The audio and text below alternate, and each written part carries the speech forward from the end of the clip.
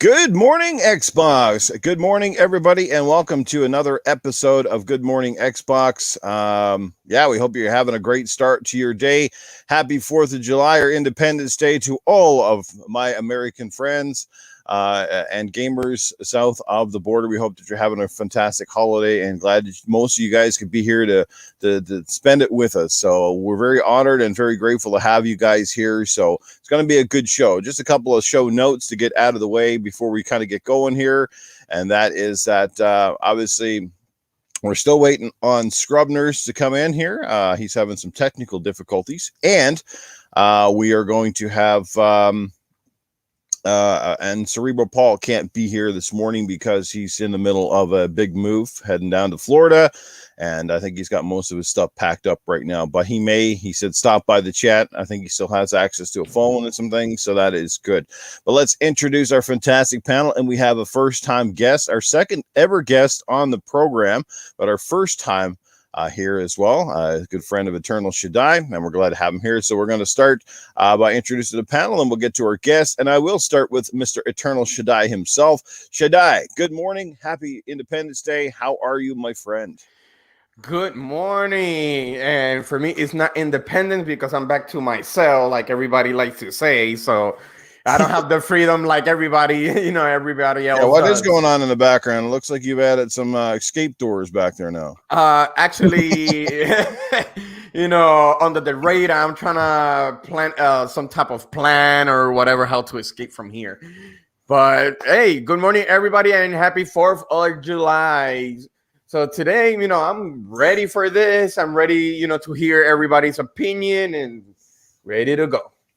Yeah, the topics are a little bit light, definitely lighter than the farts that I normally release, but they're going. It's going to be a good show. Let's get over to Coolcat Terri, who's still rocking that amazing beanie and her awesome swag, and of course she's got a different background this week. I wonder what that is. Yes. Anyway, Coolcat Terri, good morning and welcome. How are you?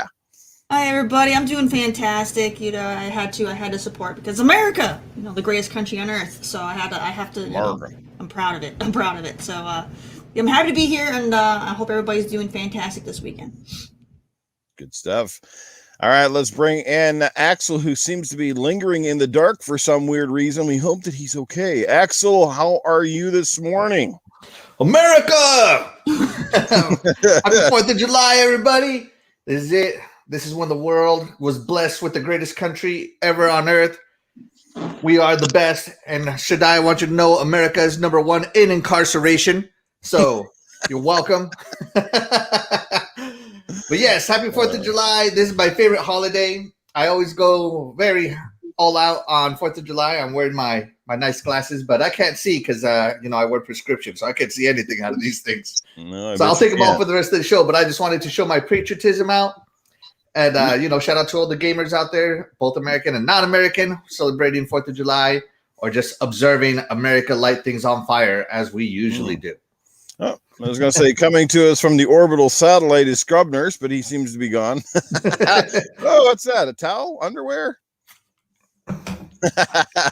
Nice. Good stuff. I have the American beanie. Just this one doesn't look as cool though, but I got it. There you go. You'll have to swap it out here off camera. There you go. There you go. So I live in Texas, so we have pretty lax firework laws here. Mm-hmm. For the past 2 or 3 days, my neighbors have just been lighting up the neighborhood. Nice. And today, the weather doesn't look like it's going to cooperate. We kind of hope it rains. That way, the ground gets wet and the trees get wet and all that stuff. Because while I practice good fireworks safety, who's to say my neighbor is not going to light this neighborhood on fire? That's right. So it happens every year. Real quick PSA as well. Everybody put your dogs inside in a crate. Yeah. It helps them with the stress. They are very scared of fireworks. 4th of July is the #1 day for pets to go missing. Mm-hmm. So just everybody knows their dogs hate fireworks. If you can cover them, it actually helps them de-stress. So yeah, quick PSA. I love dogs too. Oh yes. Their ears are far more sensitive than our ears, and that's a pretty loud stuff. So yes, protect your pets, and all that stuff. Obviously, we saw Scrub, who jumped in quickly. Like I said, he is having some technical issues. Hopefully, he jumps back in, but hopefully, he'll be here shortly. Let's get over to our new guest, Stitch6669. Stitch, welcome to Good Morning Xbox. How are you, my friend? And welcome to the show. And we don't hear any audio out of Stitch. I'll probably be There it. he is. Most likely, yeah, I was muted. Like I say, super early. It's the first time in a week that my kid actually had to sleep all night because it's been under the weather. Mm-hmm. But it's great to talk about some Xbox stuff. Excited. And you said that the topics are light, but I don't think that light. We got some good stuff to talk about. Oh, nothing's ever light when we got Coolcat Terri and Eternal Shaddai in the house. Huh? Let's see how that goes. Yeah, indeed. And yes, back in now. He's live from the orbital space satellite. Is Scrub Nurse. Seems to have things on track, except his camera is doing the old wobbly pop there. I think he's doing the Gears roadie run while he's filming. What's happened, Scrubs? Hey, how you guys doing? Got a little problems with my computer. My Twitter app, for some reason, on my computer is just gone to crap. So Oh no. I'm on my phone, so you guys bear with me. But I'm glad to be here, ready to have some fun. Glad to see all you guys in the chat. Well, I kind of like it because then it almost gives us that live via satellite kind of view, you know, like the news programs do. Live via satellite, we're bringing in Scrub Nurse. Here he is. You sound like you're in the behind me. Yeah. No, it's all good, man. We'll have you here in any capacity. Good stuff right there. All right, let's get this show kind of down to it. Brass tacks. We got all the intros out of the way. Let's quickly catch up with the chat because I do see our good panel member and friend, Cerebral Paul, is here. Happy National Pyromaniac Day, he says. And let's catch up with the chat here real quick because we've got a lot of awesome people here, including Shane Tomlin, who says he was not going to be late this week. No, he was not. He was actually quite early. Casket Repair is hanging out with us as well. General Spartan is in the house. Matty Burns is in the house. What's going on? Toolman55 is here. We've got Fastback in the house, and he's already dropping the first super chat of the morning, which is odd because normally it's Doggy Dog. Haven't seen him here yet, but I'm sure he probably will be. Fastback's here, dropping $5. Just had a titan of a time last night and now ready for some Good Morning Xbox with a fresh cup of coffee while playing Valhalla. Good stuff. Caper Grant, who was also part of community game night last night. We had a good time. Pure Flack Monkey was also part of that. Good times there as well. What's going on, Pure Flack? Joe Dunmore is here. We normally get Paul to say that now. Jesse Darby's in the house. Crazy Greek Dude, also part of that community game night last night. Atrocity Nights, what's happening? We're almost down. We're almost caught up with everybody. Michael Donnelly's in the house. What's going on? And I think we've caught up with everybody. Maybe one. Oh, Madeline Garcia. What's happening? And thank you for being here.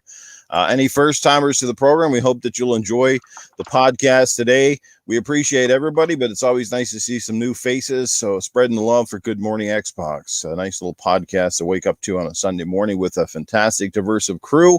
And like I said, no BS, no clickbaity stuff, just great gamers hanging out, having a good time talking about their favorite brand on the planet, and, Independence Day, it's all about America and stuff. And, you got to be, what's one thing to be proud of as well is that Microsoft and Xbox are American. Despite everything being made mostly in China, they are American, and you got to take a little bit of pride in that too. I know it sounds silly sometimes, but I think it's kind of cool when you are, you're playing an Xbox or you get that shiny new piece of plastic, and right on the bottom as well, you got that very distinctive "Hello from Seattle." I love that. It's a nice little flair, the little Master Chief stuff that's hidden on each inside of every console kind of deal. I think it's something to be proud of. It's not to take away anything from products made in other countries, but like up in Canada here, we don't have any consoles made in Canada. We got lots of game studios up here though, but I think it's something to be proud of. So I don't know, how does everybody else kind of feel about that? You take a little extra pride, when you look at your Xbox sometimes and knowing, yeah, that's kind of made in my back door kind of deal. Absolutely. Anybody? I actually, Newf, you already know this because we discussed this on one of my shows. When I was young, and I was a Sega kid, and Sega went out of business. And along came this. I read in the EGM that this Microsoft was getting into the console business, and I was actually, whoa, an American company is getting into the console business, because that hadn't happened since Atari. And so, at the time I was in the Army, and I was very patriotic at the time, more patriotic than foolishly patriotic than I should have been. And, I was like, yeah, America, I got to support the American companies, even though Microsoft at the time was kind of sketchy, And yeah, absolutely. I love that the Xbox is the American console. I love that we have a voice in this game, in this console space in the video game market. America is the number one market for video games as well. This is the territory that everybody wants to be successful in. And, I take a lot of pride in knowing that America is still relevant in the entertainment business, video game entertainment business, because for the 90s, we kind of weren't, when I was growing up. So I take a lot of pride in knowing that the American console is out there. Well, absolutely. Yeah, it definitely takes some pride in that. I find that America is really the trendsetter for most of the other parts of the world. Whether you love it or hate it, it is kind of very true. A lot of other places follow suit and sort of dictate, when things are happening south of the border. So, hey, we got KJ. Definitely. We got KJ in the chat. Young Sideburns, we know him as KJ, but Young Sideburns, he dropping $10. What's up, Newf panel? Just stopping through to show some support. Great podcasting. Well, we appreciate that, KJ. We'll hopefully see you on some Gears of War again here soon. Great guy to play some Gears with right there, guys. Yeah, thanks for being here, man, and appreciate the love and support this morning. Wow, everybody's coming through in a big way, and I think I see Doggy Dog in the house. I could be wrong, but Jago Kukin's here.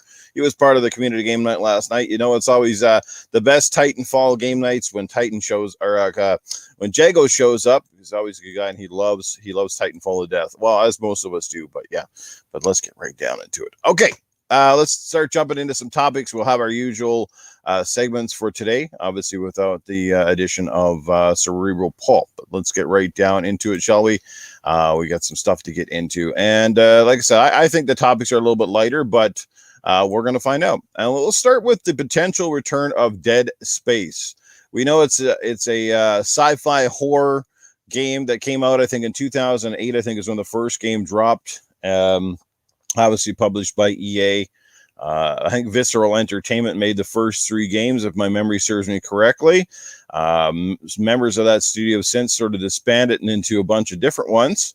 But there is word that it looks like EA's Motive Studio might be taking up the reins of a new Dead Space game. Now, if that is true, somebody shine the light on that for me. And how do you guys feel about the return of perhaps one of the most revered sci-fi horror action games to date? And I'll let anybody take the panel on this one, whoever wants to jump in first. I'm not the biggest Dead Space fan, so I won't have a lot to say on it, but I still think it's pretty cool that the potential of this franchise return. Who wants to jump in? Any Dead Space heads in the house here? There you go. Us too. I remember when Dead Space was announced, because usually my buddy Stitch and I, we always be talking about games and all that. And we were always saying, yo, we got to get Dead Space. During that year, I guess there was a problem at Capcom when it came to Resident Evil, just because I guess they were drifting away from the horror genre when Resident Evil 5 was released and 6.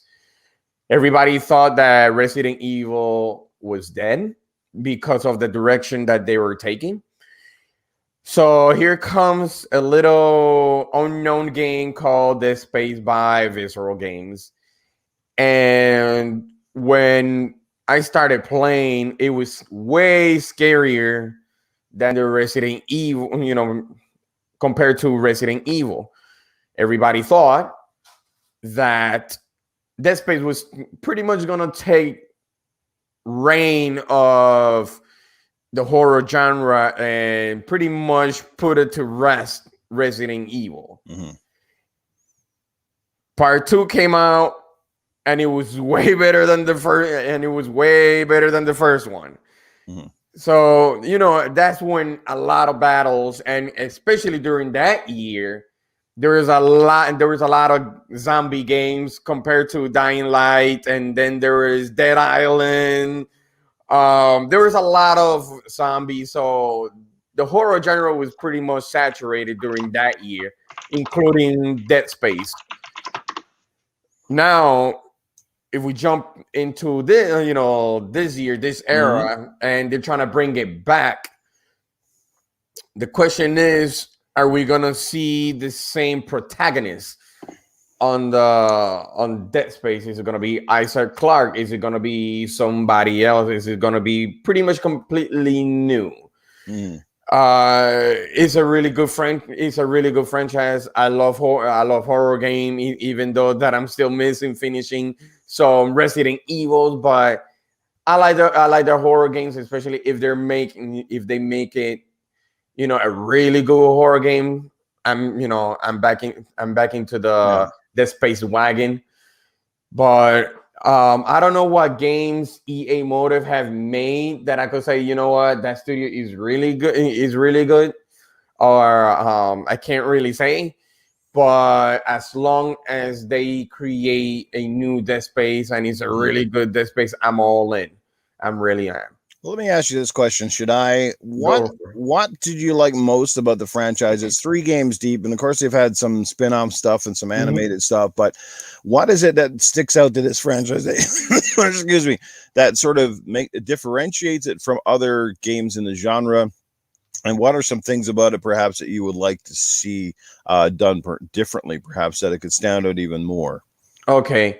For me, what's good about the game or the franchise was actually the storytelling and actually the gameplay. It was a little bit different compared to any Resident Evil because it used to be a tank, like they call it a tank gameplay. Yeah. And that one, depending on the gun, how can I say? It was the gun, depending on how you shoot, because the gun had a 3 laser. It was like a 3 laser gun. It was like it was either vertical or horizontal, and you have to break their limbs for you to destroy your enemies. Not like your Resident Evil, shoot them on the head or whatever. It was just done. You have to cut their limbs to actually destroy your enemies. The story was so unique. It was very much space. What will happen if you what will happen that if you, how can I say? I know it was an expedition, but I guess they found some, I'm not going, it's already old, so I could spoil it.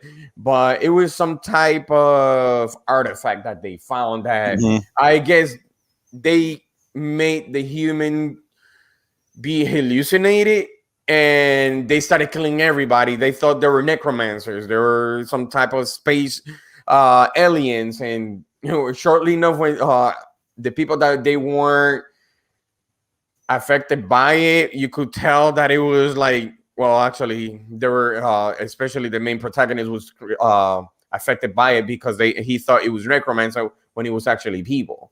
But the storytelling, the gameplay, the only thing is, I guess, on Dead Space 3, it went down a little bit of the hill compared to the first one and the second one because they were focused on the co-op perspective. But if they go back to that horror, the one that created Dead Space, the one that everybody wanted, like the first one and the second one, it will be successful. That's probably what made it a little bit different than any Resident Evil, just because it was it was up in space. The way that you have to destroy their limbs to destroy your enemies, the storytelling, it was pretty much a lot. That was all of the above. That's what I think. Yeah, I'm going to get a vote here in the chat going here. I want to know from everybody on the panel and in the chat as well. So, say they make a new Dead Space game, or any horror any horror type of game in particular. What would you prefer? Would you prefer that the game stayed single player focused, or do you prefer and like the co-op aspect? So, I want to know that in the chat. So, type that in the chat, and let's just go around the room here before we get more thoughts on Dead Space. So, we'll start with our guest here, Stitch. How about you, man? If you're playing these games, would you prefer them to be single player focused, or perhaps bring in the co-op element? Did you enjoy that stuff? Keep it single player. I tried the co-op for Dead Space, was not good at all. The whole monster versus monsters thing was very out of balance, especially depending on which one you had. They have really fast moving demons that essentially you can move around extremely fast, get it between the air vents and whatnot, and the bigger monsters couldn't do that. So yeah, you could do more damage, but the little faster one always had the upper hand. They'll get behind you and sneak up on you and whatnot. So I tried that a couple of times, wasn't really interested. The single player was, to me, where that game shined. One was great, and 2 was off the top, because 2 has one of probably the most, to this day, one of the most graphic scenes on horror games ever, where you get to a nursery and you start looking around, you see all the blood inside the nursery. I'm like, oh, what happened to the babies? Next thing you know, the babies are demons. They're running around inside the ship, and you're like, oh, what do I do here? Yeah, it is chilling when you see that, for the first time you see those things come out. And these are the ones I'm talking about, like these agile little things that can go events and whatnot. They come out everywhere because they're so small. It is funny that everybody's talking about this game right now, because my nephew, he's pretty young, he's never played any of the games. So last night he signed into my account on Game Pass to his PC, and he goes like, which one should I start with? Like, just play them all. Just start with the first one and then go from there. Yeah. And I think he was playing till like 3:00 in the morning last night, trying to beat the first one so he can jump into the second one. So I'm glad to see this game coming back, because it was probably one of the best horror games out there, other than the Resident Evils, right? And the Silent Hills, which is completely died. So I'm hoping that EA gives the proper studio this license so they don't mess it up, because this is a really, really good game, and there's a lot of potential there for it. Well, it's funny that this game isn't related to the Aliens franchise, but yet at the same time, doesn't it almost capture sort of the vibe that the Aliens movies had, especially the original movies, where on a ship, sort of isolated, everything is sort of sound based. You know what I mean? Like it definitely gives you that vibe. It's almost like, man, if these guys did an Alien game, they probably would have nailed it. You know what I mean? Like, it's just, they had that certain vibe going on there. Well, the first game, that's what everybody thought it was going to be about, right? It's going to be xenomorphs and stuff like that. They call it necromancers, so it's almost like almost the same premise. Just they're using, I guess they couldn't hold the license for Aliens to actually do it, but at first you get that vibe of Aliens, right? You go into the ship by yourself.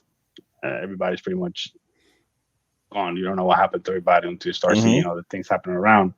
But it's very Alien-like. When I played the Alien Isolation game, it kind of starts the same way. You go into this, ship that is completely empty. You start finding out what's happening little by little. It's just that Alien Isolation is only one xenomorph. But I think Dead Space, what suffered from was the EA issues, right? If they making money, they ain't gonna make it anymore, right? So that's why I'm saying hopefully they give it to another studio that can shine some light on this thing, and hopefully they keep like single player, don't put multiplayer into it like they tried with 3. 3 was the worst out of the 3. It was more action based than horror based. You can shun, you can run and gun and do all kinds of crazy stuff. There's still like the horror element into it, but it wasn't as much as 1 and 2. Here you were more like Resident Evil 6, where you could just find all kinds of crazy guns and just run around and start shooting.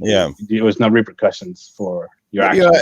I think that emulates real life though, because if you were stranded somewhere by yourself, would you not be more scared of the things that you don't see around you than you would be if you went with a friend? So say you went into an old abandoned house. I think if you got a friend with you, automatically feel a little more sense of security than being there all by your lonesome kind of deal. So I think that translates to the game as well. So you're talking about co-op and not like multiplayer itself. Yeah, like co-op. Yeah, co-op. Okay, modes, that's different though, because that's still story based, right? When I talk about multiplayer,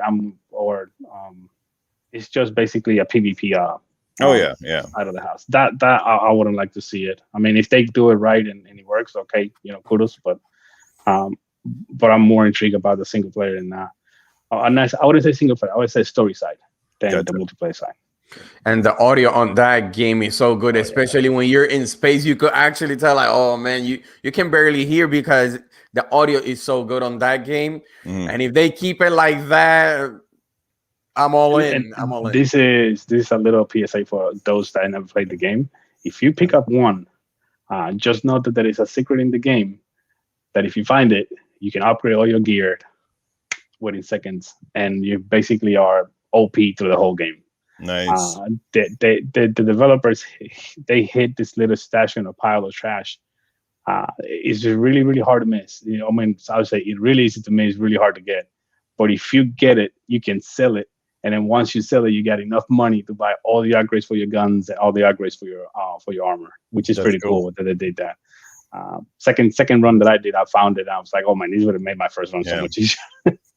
Let's switch over the chat real quick, and then we're going to get more people in on this from the panel. Just real quick, we did that vote in the chat, and let's see how it kind of stands. It's outside of Stitch, he says single, but then we got the Pumpkin Queen. Welcome to the show. She says both. She likes both modes.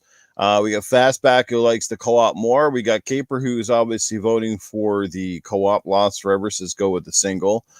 Scrubs is saying single. Xbot says it's really hard to do co-op and keep that horror atmosphere. He does have a point. I think it can be done, but definitely it decreases. Jago says go single. Cerebral Paul, who can't be with us on the panel, but he's in the chat. He says single player. Casket Repair says single player focus, but don't leave out the co-op, says Pure Flack. Young Siren says one. Doggy says one. At least keep it an option. Harry says Harry cuts. What's going on? He says single. It seems to be a little bit more for the single, but at the same time, they're saying don't leave out the co-op aspect. So, I mean, what? Well, Dead Space 3, you could play it by yourself. You didn't have to have a player with you. So, I definitely agree that anytime you play something with a co-op based nature, it definitely decreases. I mean, even that happened with Resident Evil 5. That was the first time that you could play co-op in a Resident Evil game. And it made the game uniquely better in some ways, and perhaps, like I said, decreased that tension level. But I think it still can be done. There's a place for both, but yeah, it's debatable. So let's get it back to the panel. Who wants to jump in here and give their thoughts on that? I can jump in. Go ahead, Terry. All right. So for me, I only played Dead Space 3. I'm not big on horror games, but I played 3 because I could play co-op. As you guys know, I prefer co-op over single player. It's just more fun. And I had a blast playing 3. I loved 3. It was a lot of fun. But then, of course, because I hadn't played the first 2, I don't have any biasness towards what the previous games were. So I really enjoyed it, and I would love if they, bring the series back. So yeah, definitely, do the single player for the people that want that, but then have the option to do the co-op for people like me, because otherwise I'll never play it. If it doesn't have the co-op, I'm not going to touch it. So have the option in there for sure. And then also, Shaddai, to answer your question, you said you didn't know what EA Motive made. They made Star Wars Squadrons. So we'll see how they do. We'll see how they do with this. So I mean, I don't think they're going to make a new game though. I think they'll probably just do a remaster. Everybody seems to be pushing remasters right now, so that's probably what you'll get. Or they'll do like a remaster of like the trilogy or something. We'll see. But are you guys cool with that though? I'm cool with that. I mean, I'm fine with that. I'd rather say they are games that needs a proper treatment, and there are games that are pretty much might as well not do anything with it, right? Because we don't want a game that is like that you could tell they just use like paint gun and just here you go, it just look nice. But that's one of the games that I believe that it deserves a proper treatment if they're gonna. I'd rather say remake it, not a remaster, but I'd rather say remake it. Yeah, because like they did actually, for a good example, like they did to Mass Effect, the Mass Effect remaster. That was really well made. If they can create something like that for Dead Space, that's gonna be a huge hit. That's gonna be a huge hit. Now, I know you asked a question about either keep it a single player or keep it a co-op. They can make a co-op unless if they make it some type of missions to the side. Not I know it's not a good comparison, but I know they did that on Halo when it's called Spec Ops. No, that was actually Call of Duty. That was actually Call of Duty. That it was Spec Ops. Sorry. But if they create something like that to the side, like, okay, you gotta go to this ship, do this with co-op, fine. But if you're gonna put it like they did on Dead Space 3, that is inside the campaign, no, sorry. I don't know. There's something about that co-op, like Stitch and Terri said. There's, it's good, but to a certain extent. So I think they'll do the remaster.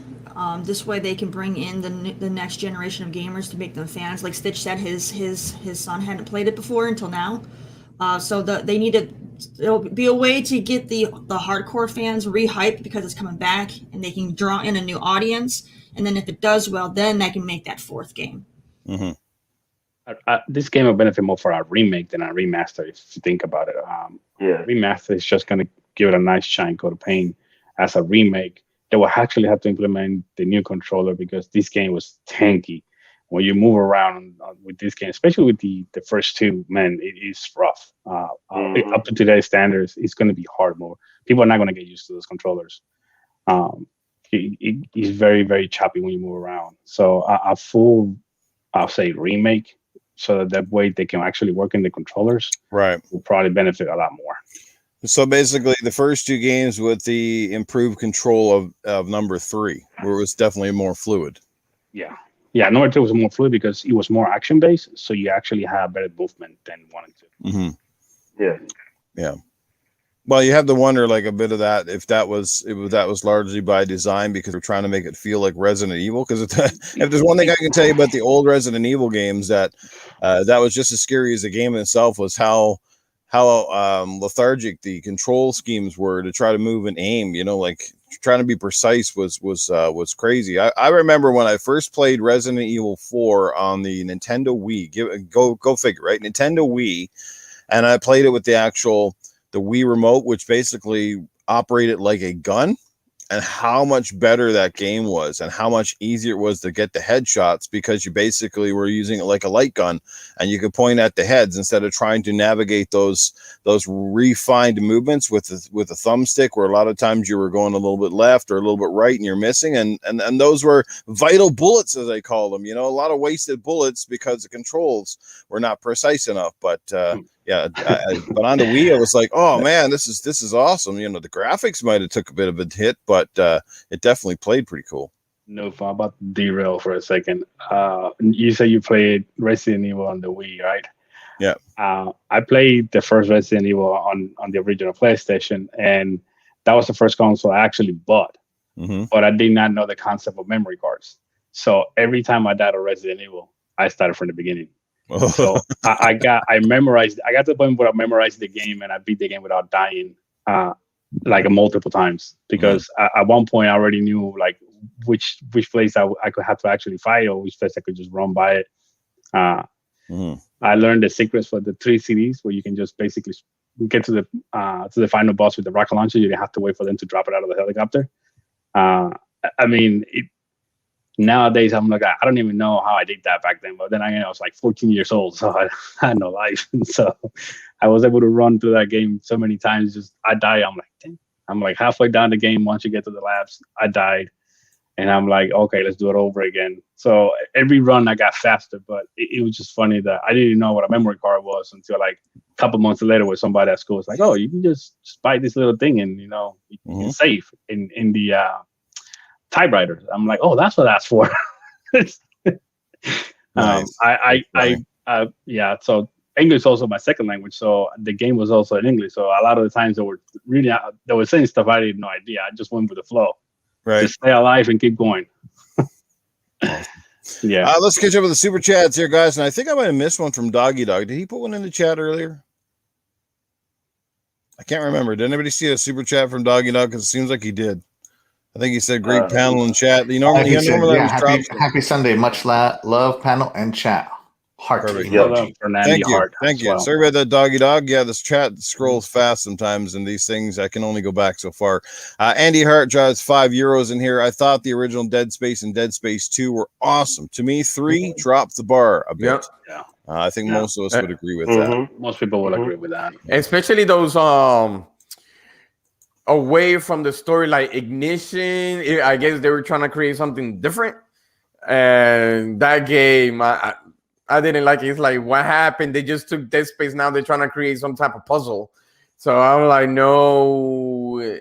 So I don't know. I guess it was for some, it was a cool puzzle game, if you want to call it that way. Mm-hmm. But, you know, they should have just kept it like that. They just should have kept it. Nice. Dead Space 3 came in a time where the trend was action games. Mm-hmm.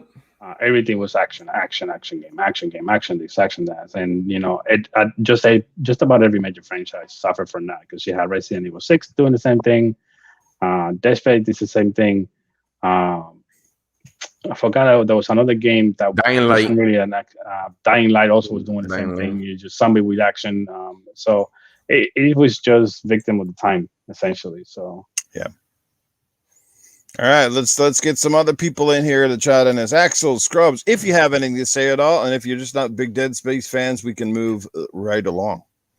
I'll say something quick on Newf. I did play 1 and 2. Mm-hmm. I did enjoy the games. They were pretty good. What I will say is, if they will bring the game back, I would definitely prefer a remake versus just putting a nice code paint and remaster. Get the controls good. Put whatever you can to fit for these next gen consoles. Add whatever flavor you need to make the game better. You might find some stuff that you want to add in that wasn't in the game that you think that fans or new people to the game might like, and just go from there. The way, like you said, like people have said with Resident Evil, how they sat there and just remade that game. And how beautiful it looked, and you can still tell pretty much the same story, but have some nuances, and have it as a broader based game for newer people to the genre who don't know it as best. Because I know one thing used to trip me out playing with the game is, you know, you had that fast twitch from turning behind you, front and back, and sometimes I'd accidentally hit the wrong button, and I just turn around so quick. I get lost sometimes. So I do think the controls might need a little bit tweaking. And if you just go ahead and remake the game, if you're willing to put the money and effort in, which, you know, it's EA, they're probably going to try to maximize the money and just maybe remaster it and see how far they can get with it. But it's a game that a lot of people are asking for, a lot of people want. You know, it's one of those things when it gets back into the zeitgeist, a lot of people start clamoring for it, even if they halfway don't even remember the game. But when it starts building and it gets a voice again, it might be a time to bring that game back out. It's been over 10 years.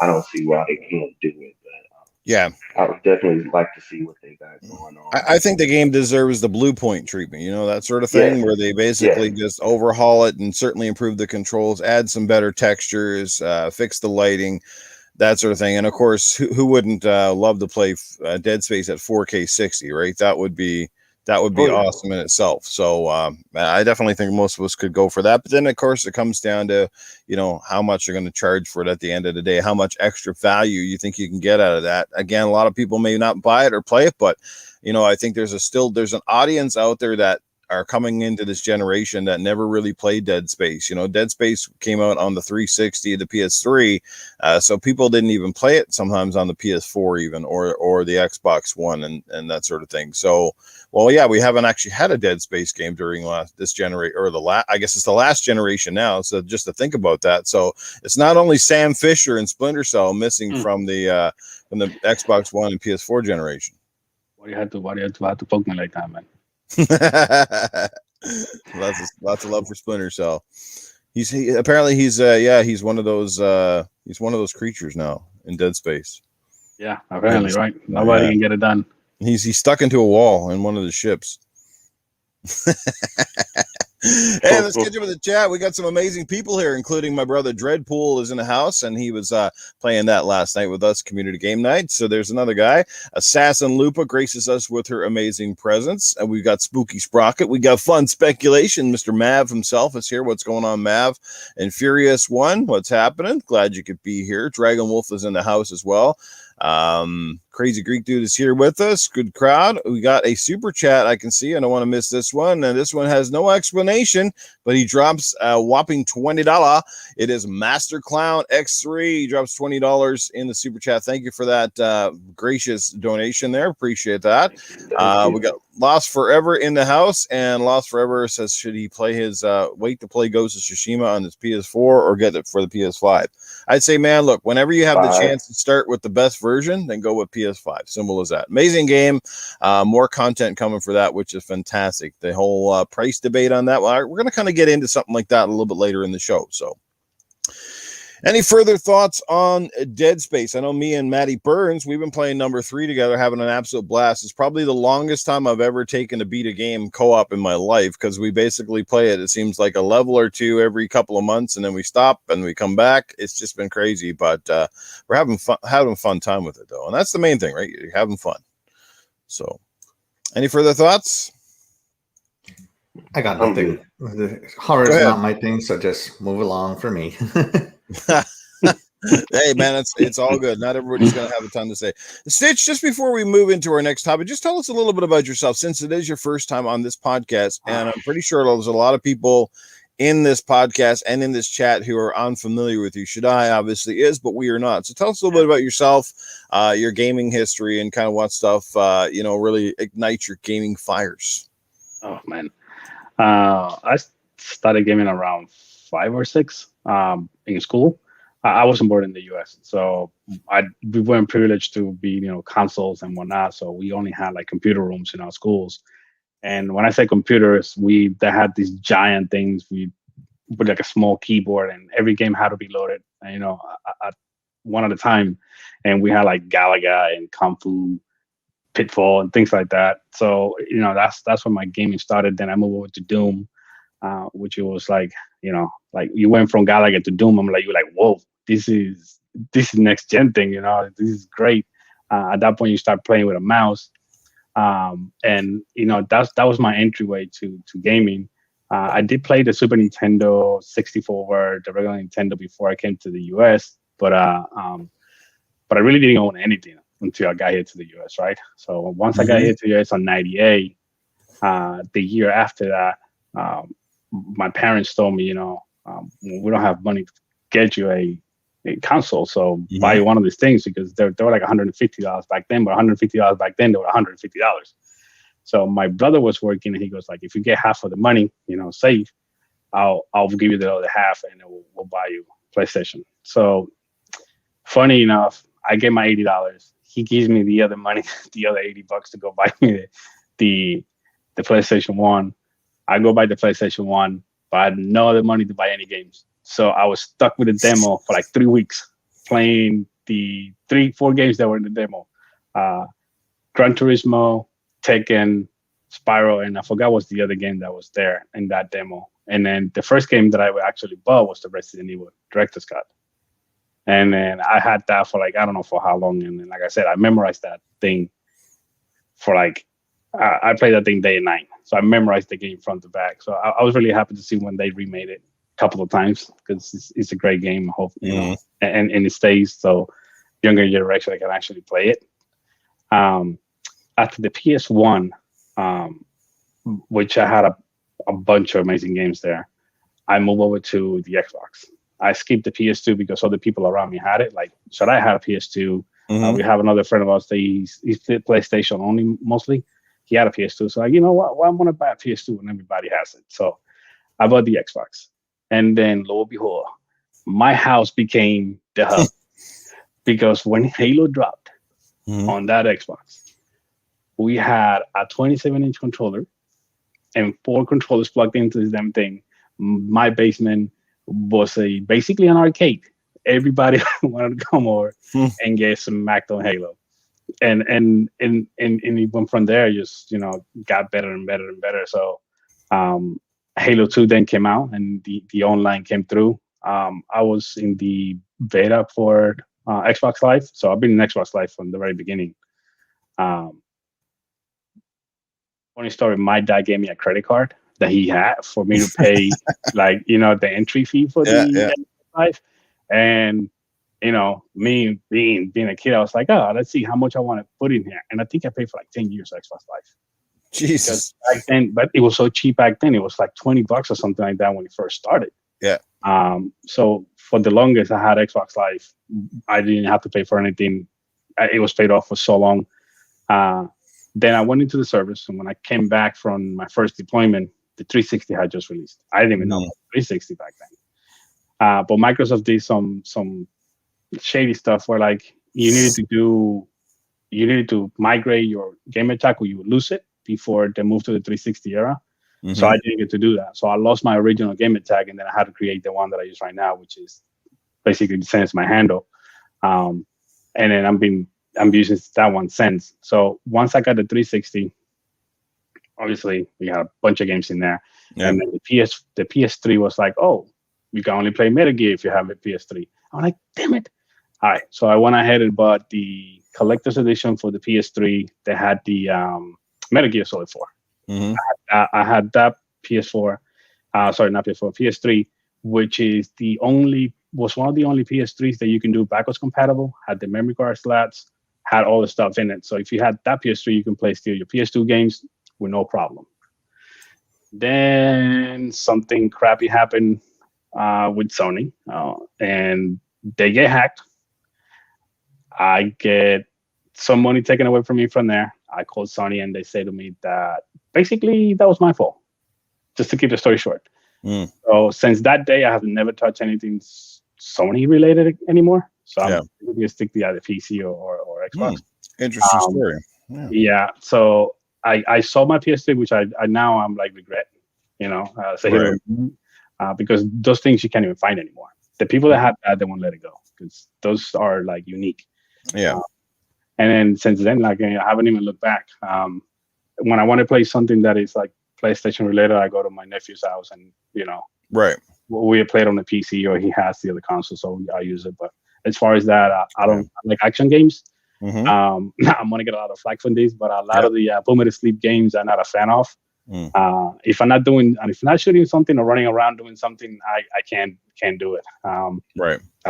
You got to keep me engaged for a game to be entertaining. Otherwise, I won't even touch it. Nice. And then it takes us now to the one generation and the series consoles where pretty much I'm been gaming since. I do PC gaming from time to time, but I'm not a huge fan of PC gaming. Not because I don't like it. It's a hassle. I work in front of a computer pretty much 24/7, so to speak.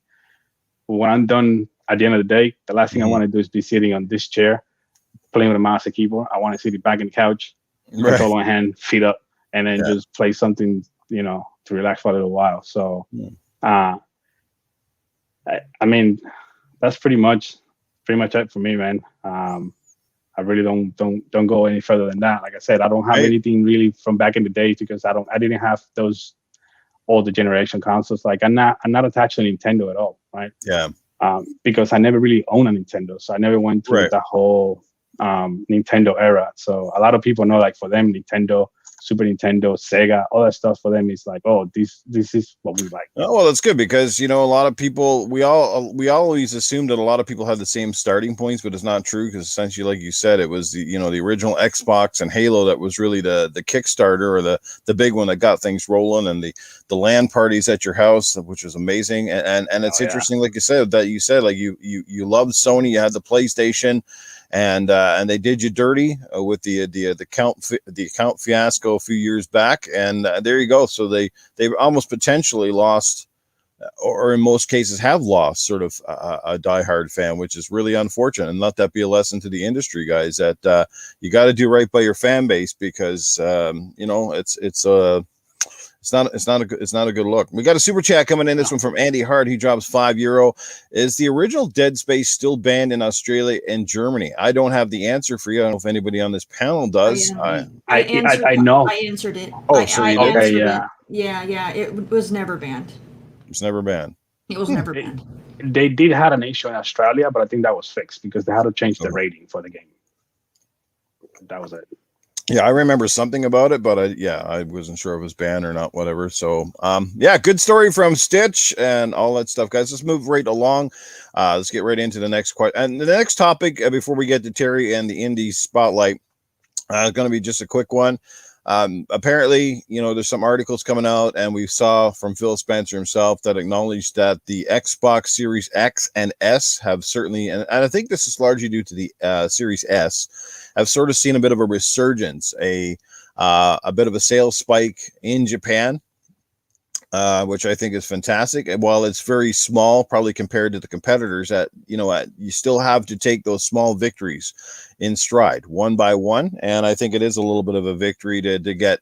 It's not about outselling the competition. That's not going to happen over there. But the fact that, again, it's positive growth heading in the right direction, and still a lot of work to do. I think that's good. But it's nice for the brand, and I think again that's largely due to xCloud and probably the Series S, because it is small, compact, and it's fantastic value. So who wants to jump here and just talk about that and what Xbox really needs to do to captivate that audience? Are they heading in that, finally starting to get over that hurdle, or is there, there's a lot left to do?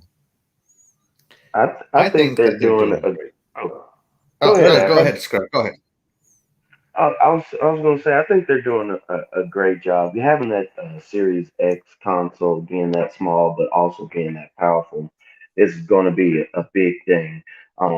Phil taking all those trips to Japan and talking with these companies and trying to get the word out. I think that was a big deal and very important for him to do.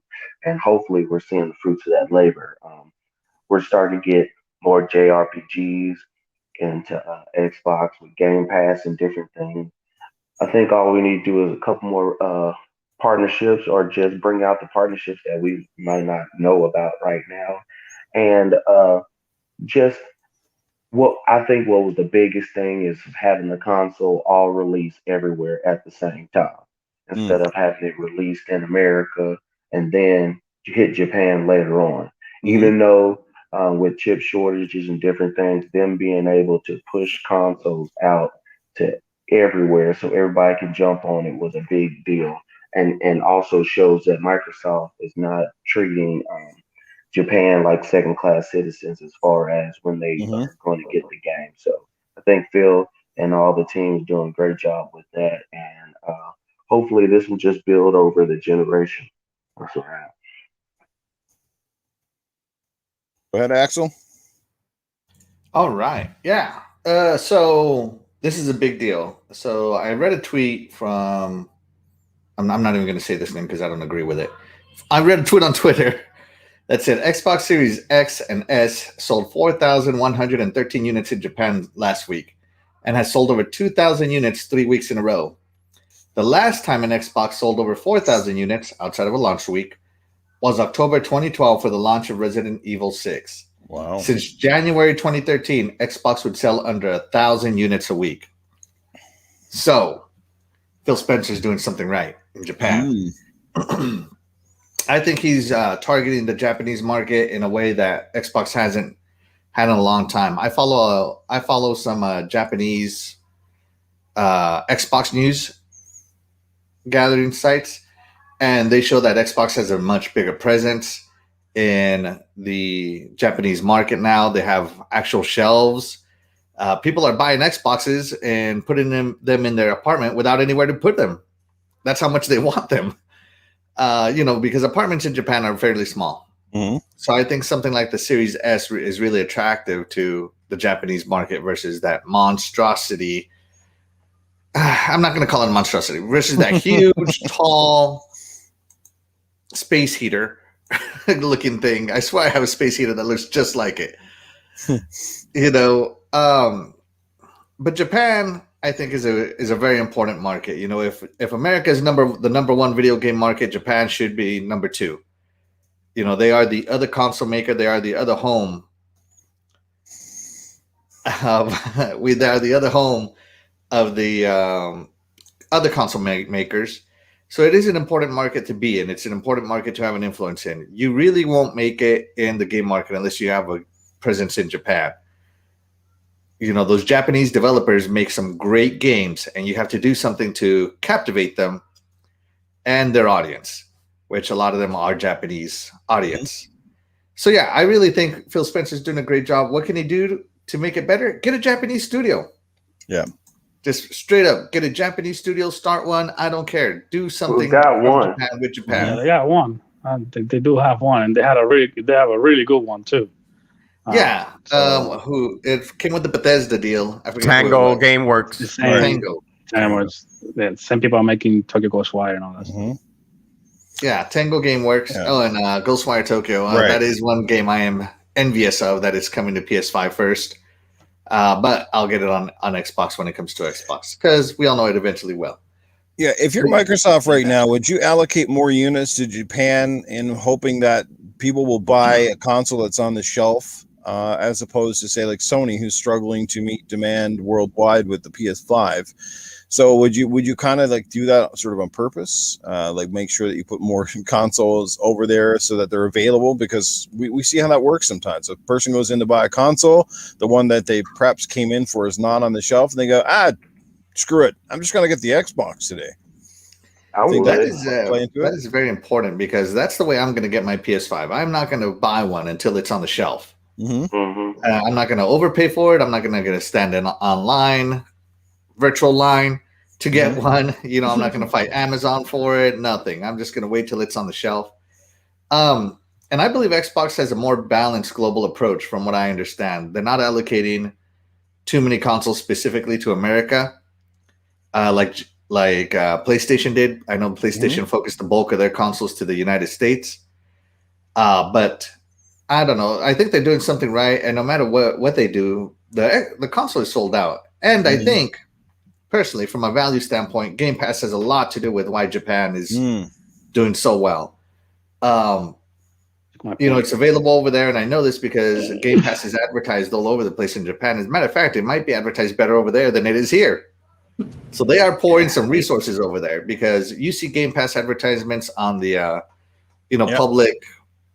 I don't know if you've ever been inside a serious subway like they are in Asia. They're like underground cities, and they are major billboards over there. And you see Xbox advertisements for Game Pass on those billboards, those digital billboards. And that's a big deal. So I think Xbox is being very aggressive with Japan. I know that a few years back, maybe in 2017, 2018, they opened up an office in Japan, not as a studio, but an office to handle the region. And I think that's finally coming in on it. Mm-hmm. So yeah, those are my thoughts. I think that Japan is super important. We should go after it.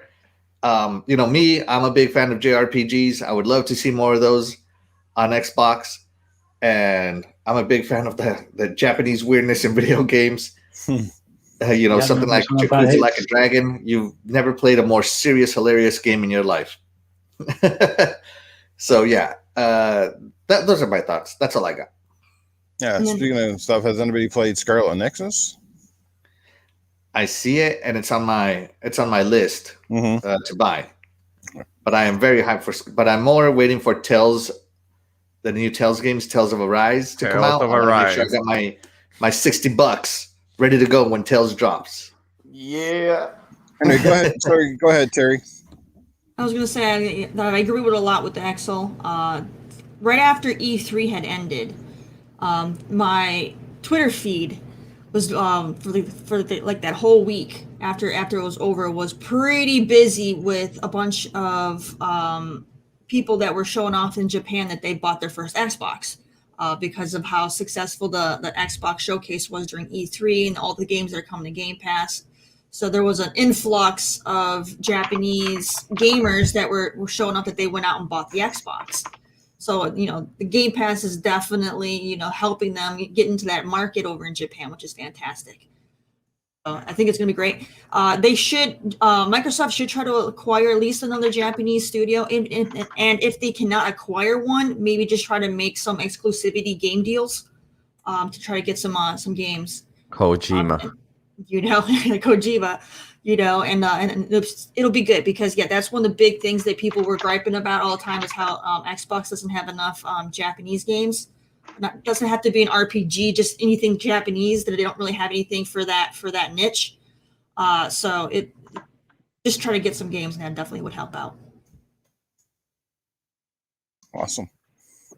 Like I said, having Bethesda and Tango and some big names in there is definitely a huge boom as well. And like I said, one thing with that market in particular is they're very trendy. Like for us over here, it is very game focused. But if correct me if I'm wrong, but they seem to be very trendy in terms of like the new tech or like new efficient and smaller ways to play. Like the cell phone market over there is even far different and much larger than what it is here. And I think that's the missing part of the equation. I think it's the whole xCloud aspect in the Game Pass and being able to take those games practically anywhere. Their infrastructure is ahead of ours.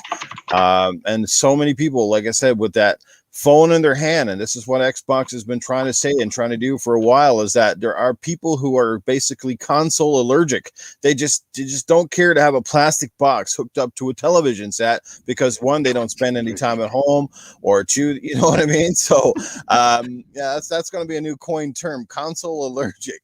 You know what I mean? But they love their cell phones. They spend time on it, and you see how like it, they might not be the type of gamer that spends 10 hours at a time playing on their phone. Heck, your battery life doesn't last that long, but they're the type that will dabble, the type of people that dabble for 20 minutes at a time here and there. There's people that play the Candy Crushes of the world and all these weird little things like that. So, maybe it's a game like The Sims, or maybe it's, some of these things. We definitely see how their market is vastly different. If you look at our top 10 games and you go and look at games that are top 10 in Japan, vastly different. Very, very rarely do you see the same list of games that are always dominant. Over there, it's a little bit more of the RPG or the lighter side of stuff. It's very less than over here. It's all like shooters. I mean, pretty much dominate by your sports games, and shooters dominate your top 20 games for the most part, unless it's a Nintendo title.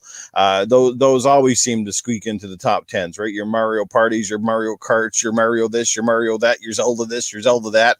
But you definitely see that there's a large difference there, and that stuff. So, yeah, but it's cool. I think it's a great resurgence over there, and I think it's largely because, again, as Axel said, they still take that market seriously, and so they should, because the moment that you basically step aside and treat it like it's a losing territory for you is the moment that you just never gain ground. I think you have the. It's like a little boxer versus the big boxer. Like chances are the big boxer, yes, he's probably not going to win 9 chances out of 10, but he's going to keep chipping away, right? He's going to keep punching until eventually that big boxer feels it and falls to the floor, kind of thing. You know what I mean? Little man. Another factor when it comes to the Japanese market is censorship. A lot of the Japanese consumers over there for gamers have been, moving away from PlayStation and, more focused on Nintendo, and now they're slowly getting into Xbox, but they've been more focused on Nintendo because of censorship. Sony has been censoring a lot of stuff in the games over there, and so if they buy that same game on their Nintendo, they don't get that censored, so they get the full release with no censorship. So they've been more focused on getting those ported to Nintendo and playing them there than going and playing it on their PlayStation and having things cut out. So that's another factor. Nice. Who else wants to jump in here before we get to Terry's segment? I got one thing to say. Go ahead, Stitch. The focus for Japan is going to be, like you were saying earlier, actually, it's going to be game. And Phil talked about this because he did 2 interviews, one in Drop Frames and the other one on Lock, and he was saying that they were allocating Series X's to upgrade their server blades for Game Pass, right? When you go pick up one of these little console, which is all digital, and they give you 3 months of Game Pass for free for you to basically jump in and start playing, people are going to gravitate towards that, right? You mean I can pay $300 and then I have all these games available, and then I can play them on the move, whatever I'm at? Because once you have that ultimate, now you have cloud gaming, and you also have your Game Pass available, right? Mm-hmm. I do this all the time. If I leave the house, I just take my controller with me, and then I was able to get in the beta for the iOS version of it. There's still some bugs in there with connectivity, and I think they ironed those out. But not just the Japanese market, but the whole Asian market is huge on mobile gaming. Yeah, a lot of people play on their phones. That's right. Like people make fun. Yeah, people are making fun of like, oh, you could be able to play Xbox anywhere. But if you think about it, that is what everything is moving. And for somebody that hasn't bought like an actual physical game since like 2013, everything's gone digital. Like I have close to 1,000 games that are all digital. I haven't bought a disc in I don't know how long. And like I'll say 80% of those games I have digital, I can play them anywhere because I can use it through either xCloud or some base.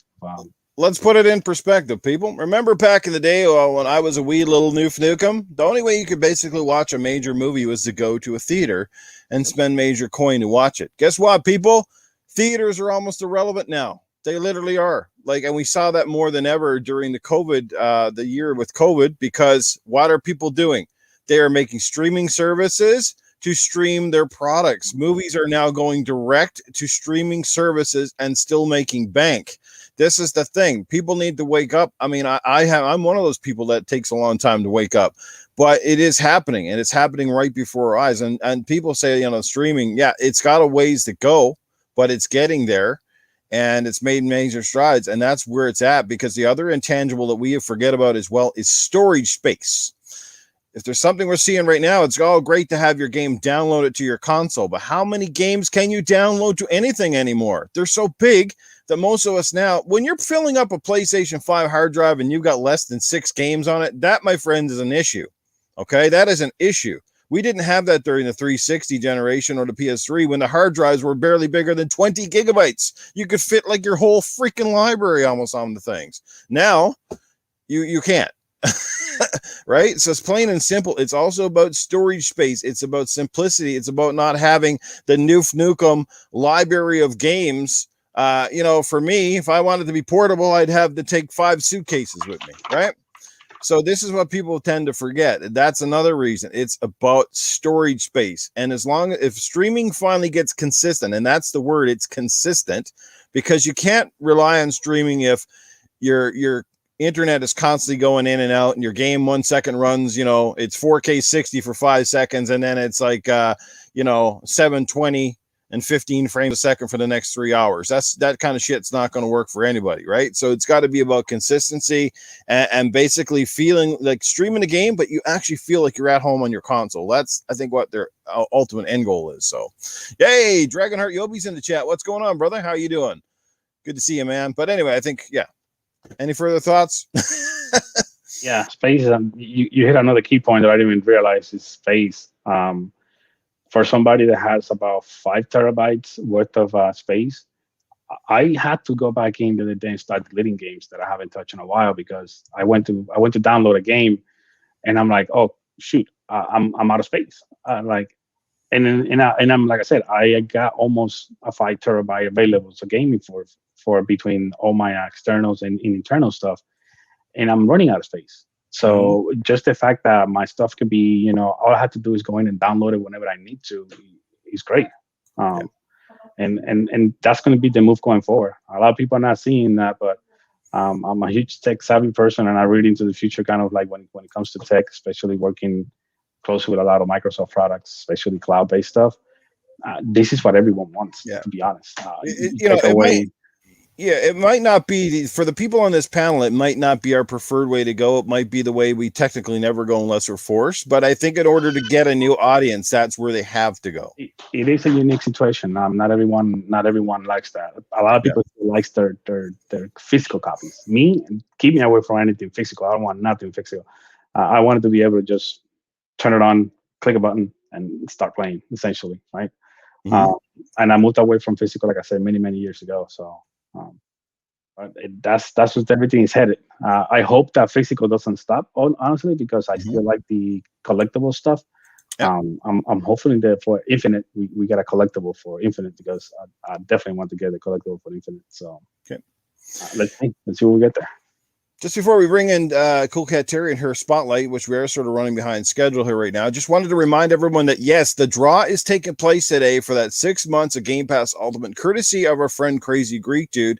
I have the wheel up and ready to go. We're going to do that just before the end of the show.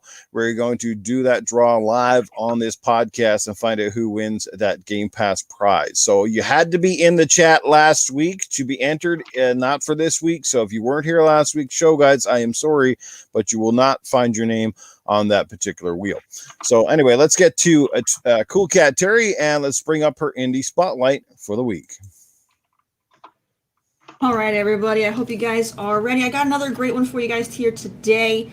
I try to always skip around and try to hit all the different genres, so that way I don't want to do nothing but like action RPGs, because then you guys are gonna be like, well, I don't play those. So I've been skipping around trying to hit everybody, so that way hopefully there'll be something that'll appeal to somebody here. So let me grab this for you guys really quick. All right, so this next one that I'm going to show you guys for this week is called Shadow Tactics Blades of the Shogun. This is a game that was published by Daedalic and Calypso and developed by Me Games. So we're going to go ahead and check this out. This game is pretty cool. So this is going to be for the person that likes things that are difficult as well as stealthy and tactical. So check this out.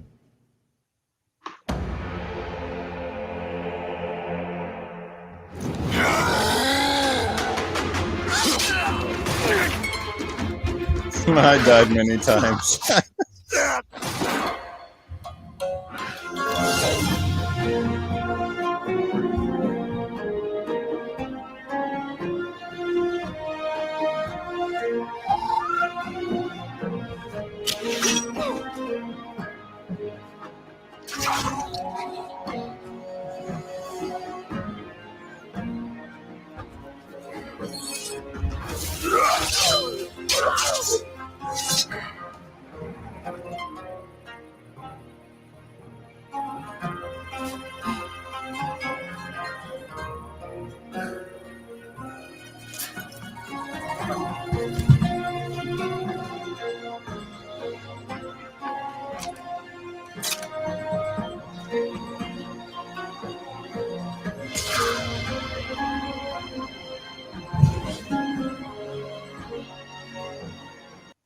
All right, so this game, so like I said, this is going to be for people who like things that are more tactical versus, third person or first person. My cat is all over me right now. I'm sorry. She just keeps jumping up at me. Now it's a single player experience, as like tactic games tend to be. So don't expect to do any co-op or anything like that. So this is going to be more similar. Don't think XCOM. It's not like XCOM kind of tactics. It's more like maybe Wasteland, kind of more like Wasteland tactical. So you can kind of freely move around and then, do your things versus it locked in a grid like XCOM is. So a little different, but it has its own flair.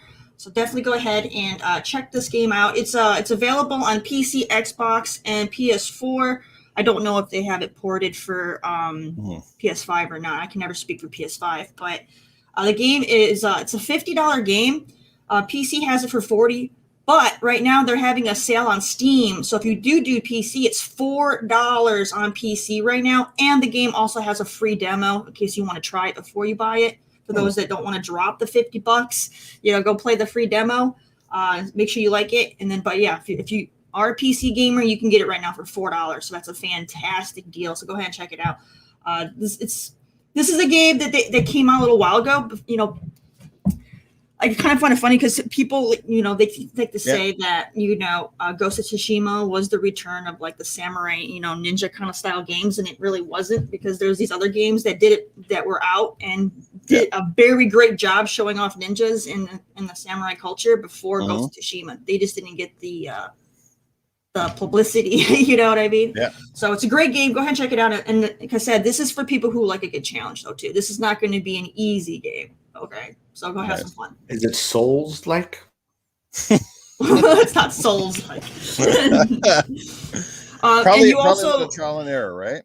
and as you play through, you will your Shogun will end up recruiting more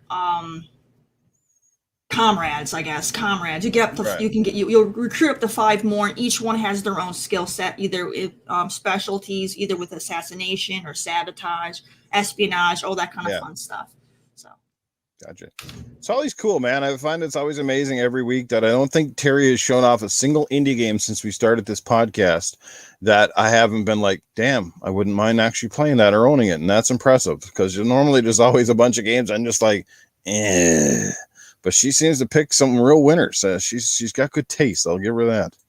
All righty. Good stuff. Thank you once again, Coolcat Terri with the Indie Spotlight. All righty.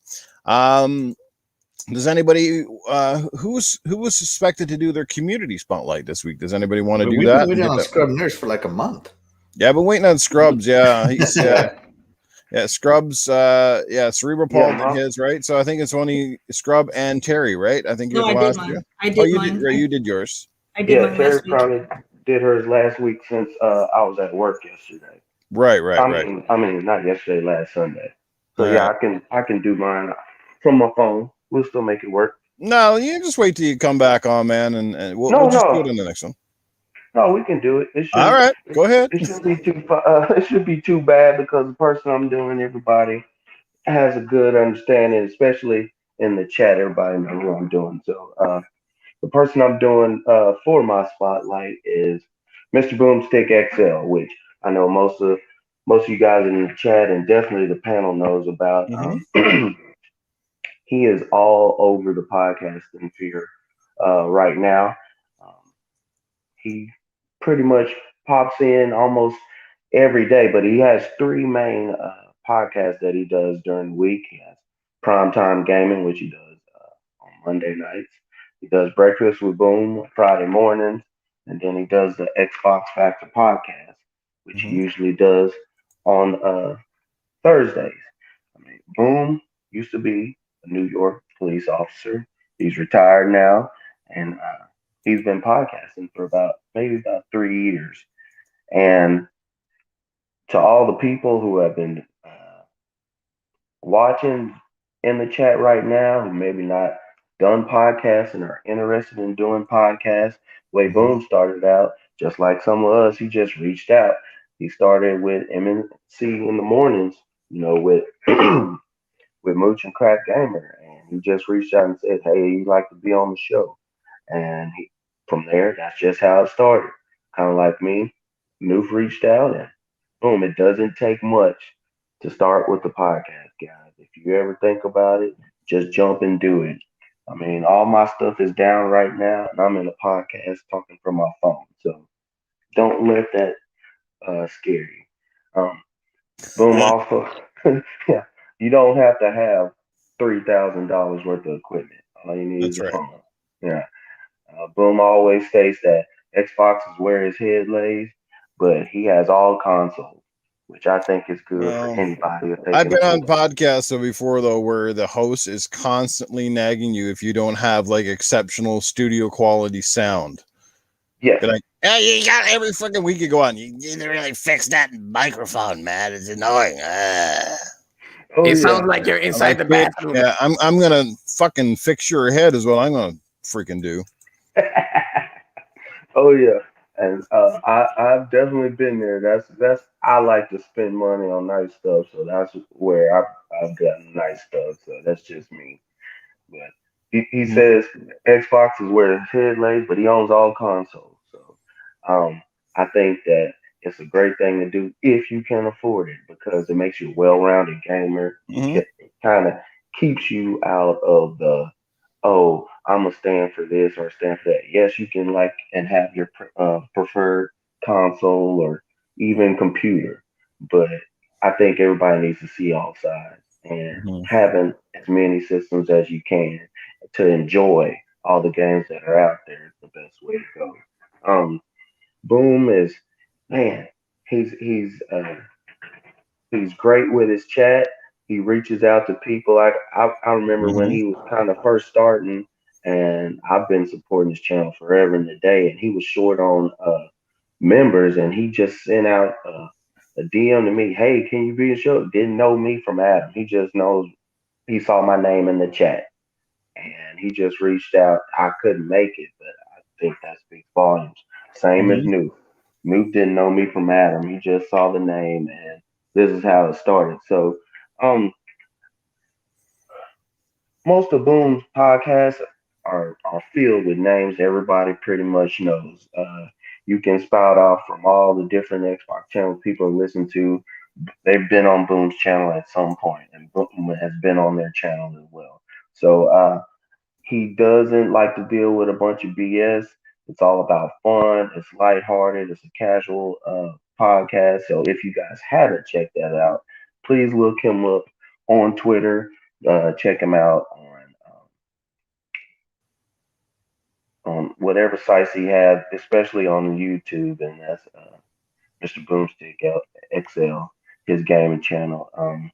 He's one of the guys that I always like to listen to and bounce topics off of him. He's very excited about Xbox. If there's just a hint of some kind of speculation, he is down to talk about it and share it. And that's what I like is hearing and reaching out to the public, being able to show a little of that kid side out of you when we're talking about games. Because I think a lot of times people are too damn serious. So if you get a chance, check him out on Twitter, check him out on YouTube. And like I said, I know most of you guys know about him, but I just felt like I needed to shout him out because he's a great guy, and I love what he's doing, and just some inspiration to anybody else who wants to get into the podcast.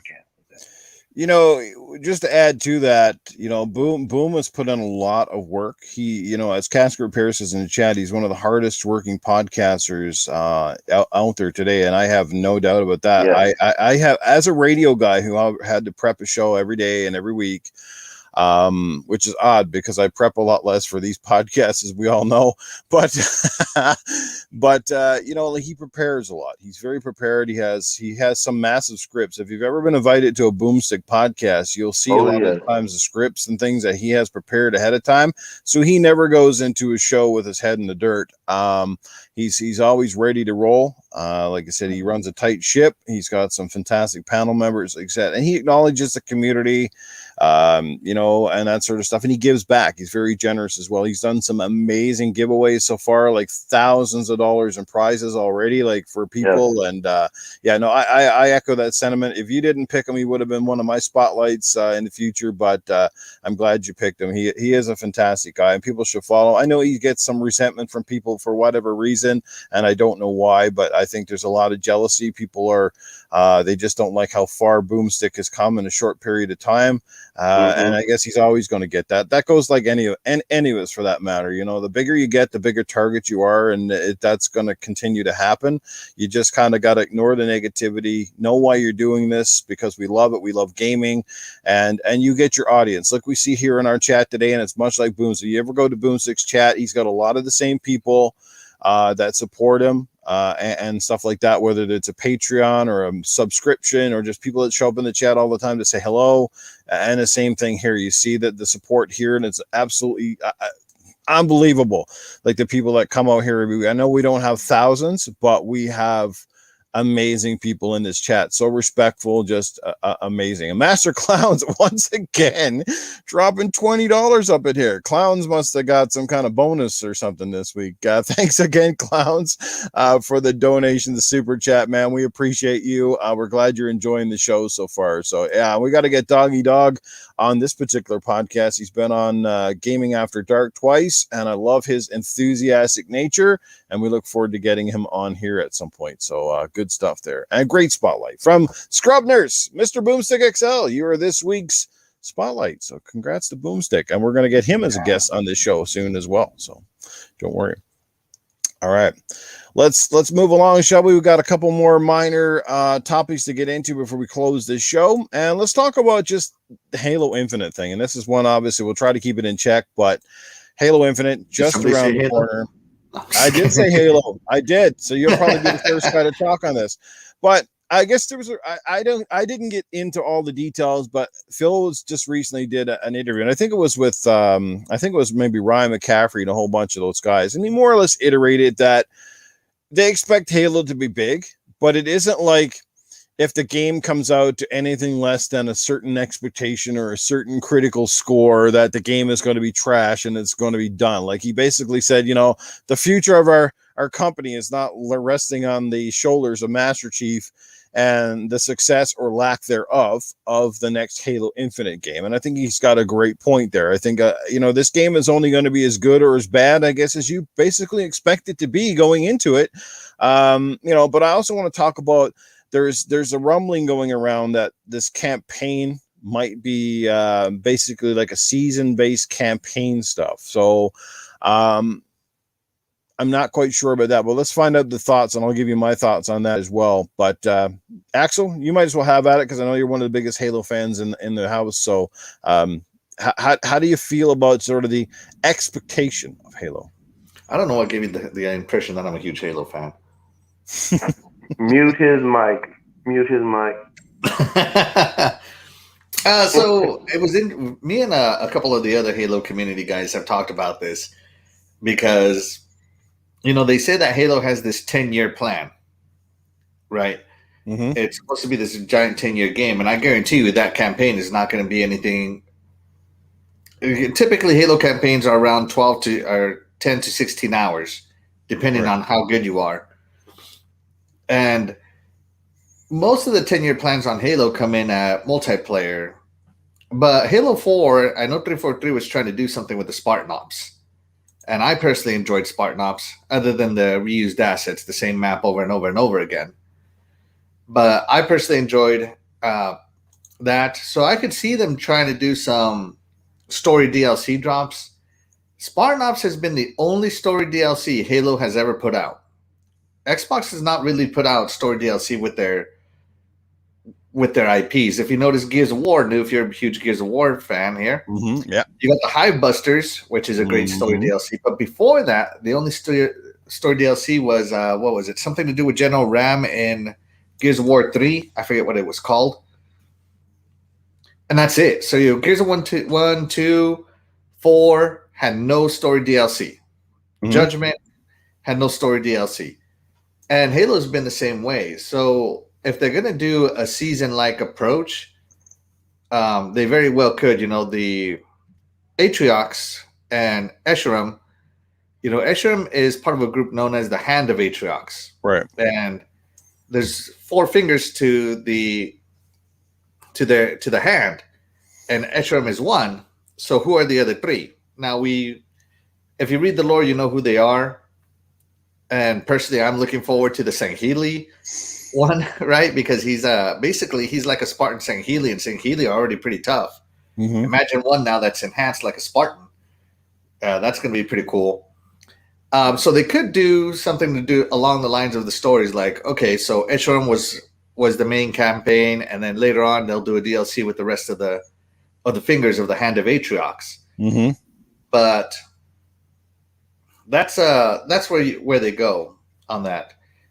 And in Halo Wars 2, Atriox had what it was called the Inner Circle, right? His generals, if you will, his main lieutenants. Whereas Escharum is one of the Inner Circle, and the other Inner Circle you fought on the installation itself during Halo Wars 2. So there are lots of little sub factions, if you will, to the Banished, which is what I love. They have so much content to draw from. It's incredible. They definitely have it there. They just got to present it well, and they got to do somewhat of a better job. Actually, not somewhat. They definitely got to do a better job than they did with Spartan Ops. Give us some Spartan stories that we care about. I like Spartan Ops because we got to play with. We got to see the story of Majestic. Even though you didn't get to play as Majestic, but it was really neat. So yeah, they got places to go other than the multiplayer, especially with the Banished and the Hand of Atriox. So those are my thoughts. I hope they do, because I as soon as I'm done playing Halo and I get to the end, I could always, like, as soon as I was done playing Halo 5, I was ready for Halo 6. Mm-hmm. And the same story goes for Halo 2. You know, when he gets back and he's all like, I'm here to finish this fight, and the game ends on that cliffhanger, I'm like, no, I'm ready. I'm ready now. I can't get enough of it. Yeah, I'm just going to say, like, for me, I'm all for seasonal content added to the game as long as I don't feel that they're skimping on the current version. Like, if they're already there and they basically got, it's basically a 30-hour campaign, but they're only going to sell us, like, basically 5 hours of that campaign at the start and then stagger the rest of it for the next couple of years. That shit was going to piss me off. Like, I want the game I'm paying for. I don't want to be, like, feeling that they're doing it purposely to stagger the content. You know what I mean? Like, because at some point I'll want a new Halo, like a completely new Halo, not just Halo Infinite with content added, where eventually you just feel like you're just playing the same game for like 10 years. No, I don't really want that. That's just me. I might be in the minority, but that's how I feel about it. I get a little hesitant only because I've heard this is a 10-year plan from other games. Especially one of the ones, Anthem. I was just, all right, great. I'm kind of where you are, Newf. I want to have a main story. If you say, all right, we're gonna have a main campaign, that's like, if you told me it was 6 to 8 hours and you have multiplayer, cool, and then you would put out, storylines and little side missions. Go on, do that. But I don't want to have like a condensed version of how they're doing with Final Fantasy VII. Oh, we'll get you this part of the story, then we'll get you this part of the story, and then because you can easily, between money, between the way studios are set up, that could fall through at any time. I don't think that'll happen, but I would like a solid at least 6 to 8 hour campaign. And then if you want to stretch that out for the next couple of years and stay on your new engine and just keep telling stories, since you are going to do a free to play model. I think since we're doing a free to play model, I think that'll help bring some of these people in, because I wouldn't be surprised if they try to fit some of those story assets and different tales that they have into the multiplayer, and that might bring some fans over to purchase the game, or come to Game Pass and play the full story. But as long as you give me something solid, I don't mind giving me a little piecemeal. But I do not want, like you said, a 30-hour story broken up till you get 2 or 3 hours every couple of months. I don't think that'll work, and the fans, I think, will vote. Yeah, they like going to a buffet and they say, well, you can only have 1 or 2 items this week. You'll have to come back for the rest next week.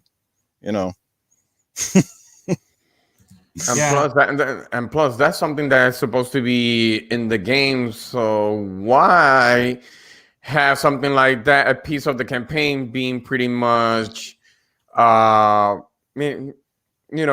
out and then resell it to us? That's the way I feel. That shouldn't have been there. That's the reason why they created that, I'd rather say, Battle Royale Halo. See, that's something that I really never like. I never like if they're trying to do something like that, like Axel said, like Hive Busters or whatever that's called.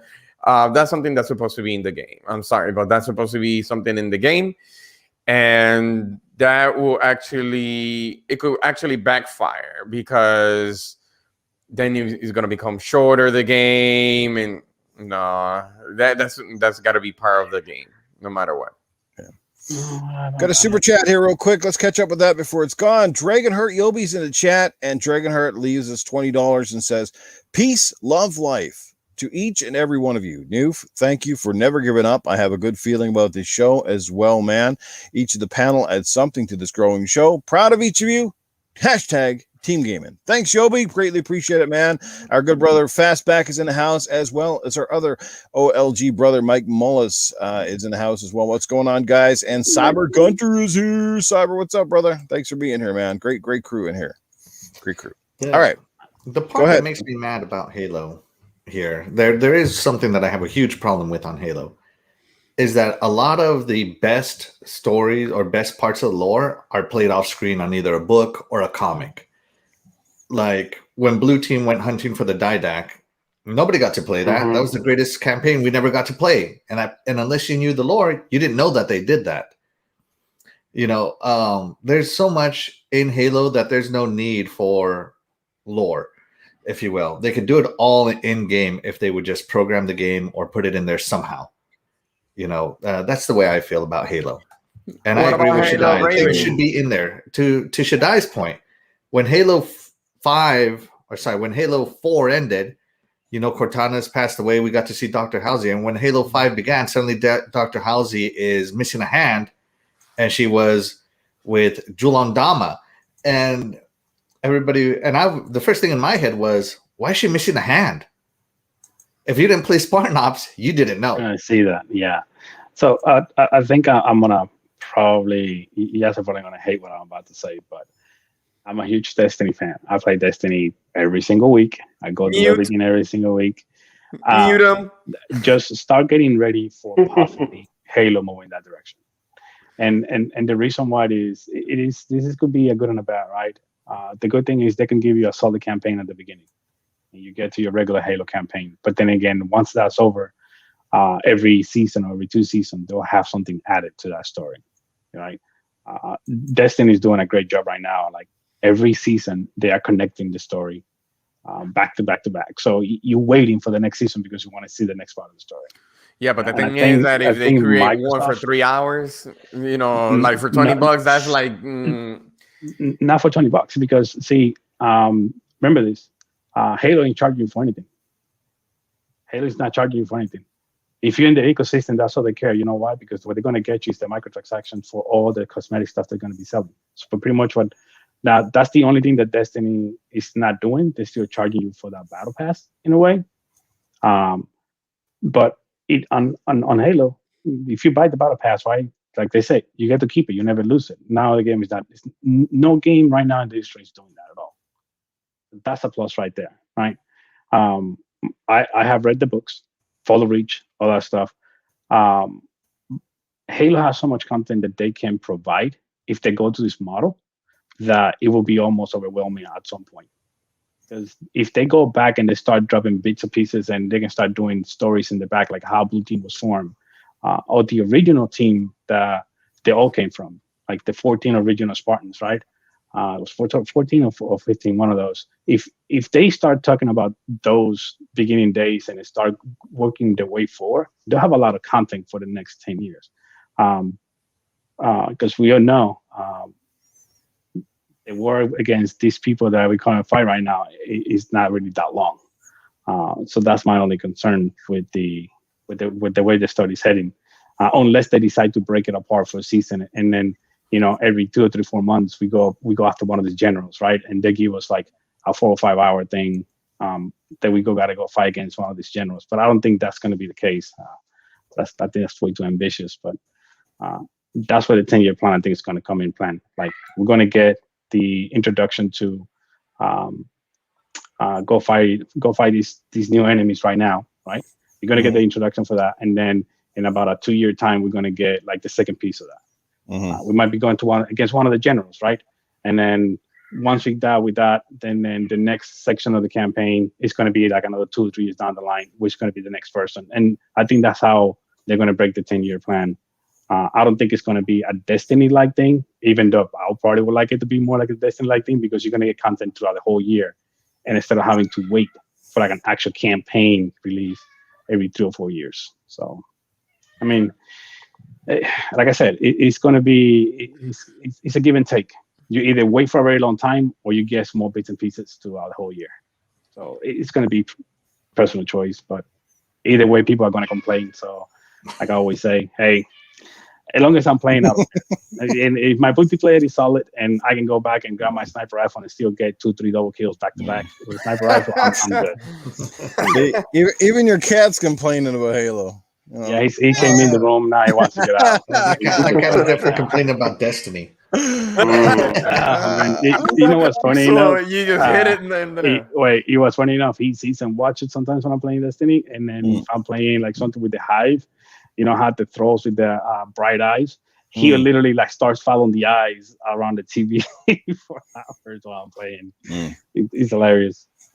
But wow, yeah, guys, I think I know I have a great Canadian cat so. because when I'm playing my hockey game on the TV, the cat's always chasing the puck. So Canadian cat. And to my last point, for as far as Phil Spencer's comment, he's not worried about the game at all. Like people are worried because he didn't give a release date. People got to remember that they're still competing right against PlayStation, Nintendo, which I'm pretty sure they're going to have major releases for the holidays. You have Battlefield coming also right around that time, so their day has to be on point for them to hit. You know, to hit as many people as possible, even though that it's going to Game Pass, so you don't have to worry about really pre-orders or anything like that. They still want to give the game breathing room for, you know, to compete against all those games that might be releasing. We still don't know what Sony is releasing on the holidays because still waiting on a possible show from them. But once that happens, we might get a day for Halo release day on Gamescom. That's my thought on that. So.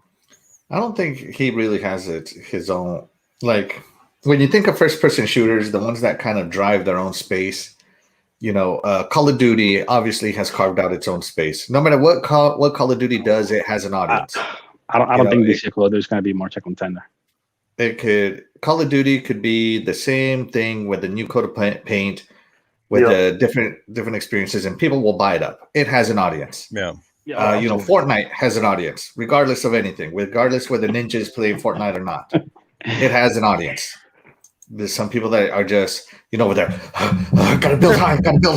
You know, I don't know how they do it. But, you know, so like you with Halo, Axel, right? Huh? Like you with Halo, right? No, I don't stress out like that. I'm very calm when I play Halo. Stressed out like Halo was much younger me when I was trying to be good. Now I'm just trying to have fun. And Halo has its own audience. Obviously, you know, MCC's been around all this time.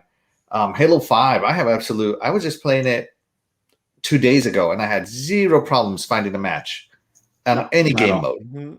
You know, and it just comes down to, I don't think they are, and I think that's why Phil Spencer's not worried, is because he knows he has an audience.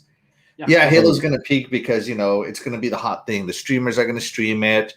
The influencers are going to put out their videos, all this stuff. But once it dies down, that initial peak dies down, you know, you're still going to have, you know, the real life Spartan, Halo follower, Halo canon, Simple Token, all these Halo guys. And, you know, those are just the famous ones. And then you move over into the not so famous ones, the guys that just play Halo. It's their thing. It's their jam. And they will play it regardless of what else is out there. Like Call of Duty could release Call of Duty is not my thing, but I'm just going to use it as an example. Okay. No, I'll go another way. Battlefield 2042. I like Battlefield. When it comes out, I might pick it up and I might play it for a while. But eventually, I'm going to revert back to my go-to shooter, which is Halo. And that's what I mean. Everybody has an audience, and I think that's why Phil Spencer is not worried about it. And it shouldn't be, because that's their cash cow. So, you know. Well, yeah. I don't know. Forza is huge. I'm telling you, Forza has a following. Forza's doing a $100,000 tournament right now. I don't know if anybody else has entered it. Forza Horizon is even big. I think, to be honest, Forza Horizon is big in the motorsport. More people gravitate to Horizon than motorsport. True, and it's incredible. True, but the serious people play motorsport. Yep. The thing is, it's more sim. The more simulation.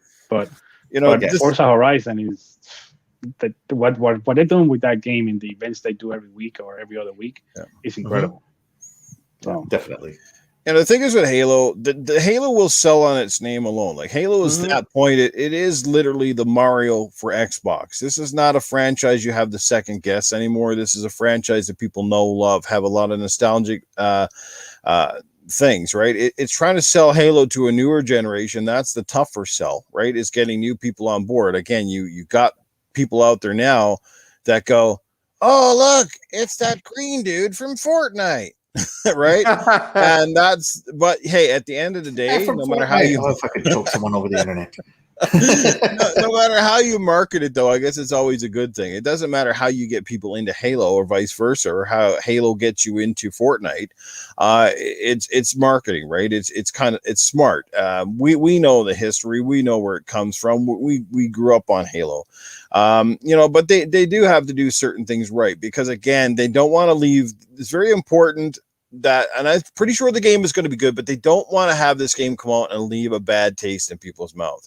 Like, it's not even, at the end of the day, it's not even about the graphics or stuff. That's great. Like, for us, it's just that, last year's show, that whole debacle. It's just because when you release a game like that, a historic franchise alongside of new hardware, you kind of expect it to be like your showcase bit, right? Like something that comes out and really kind of pushes that hardware, and you go, okay, this is why I'm investing in this, $600 console.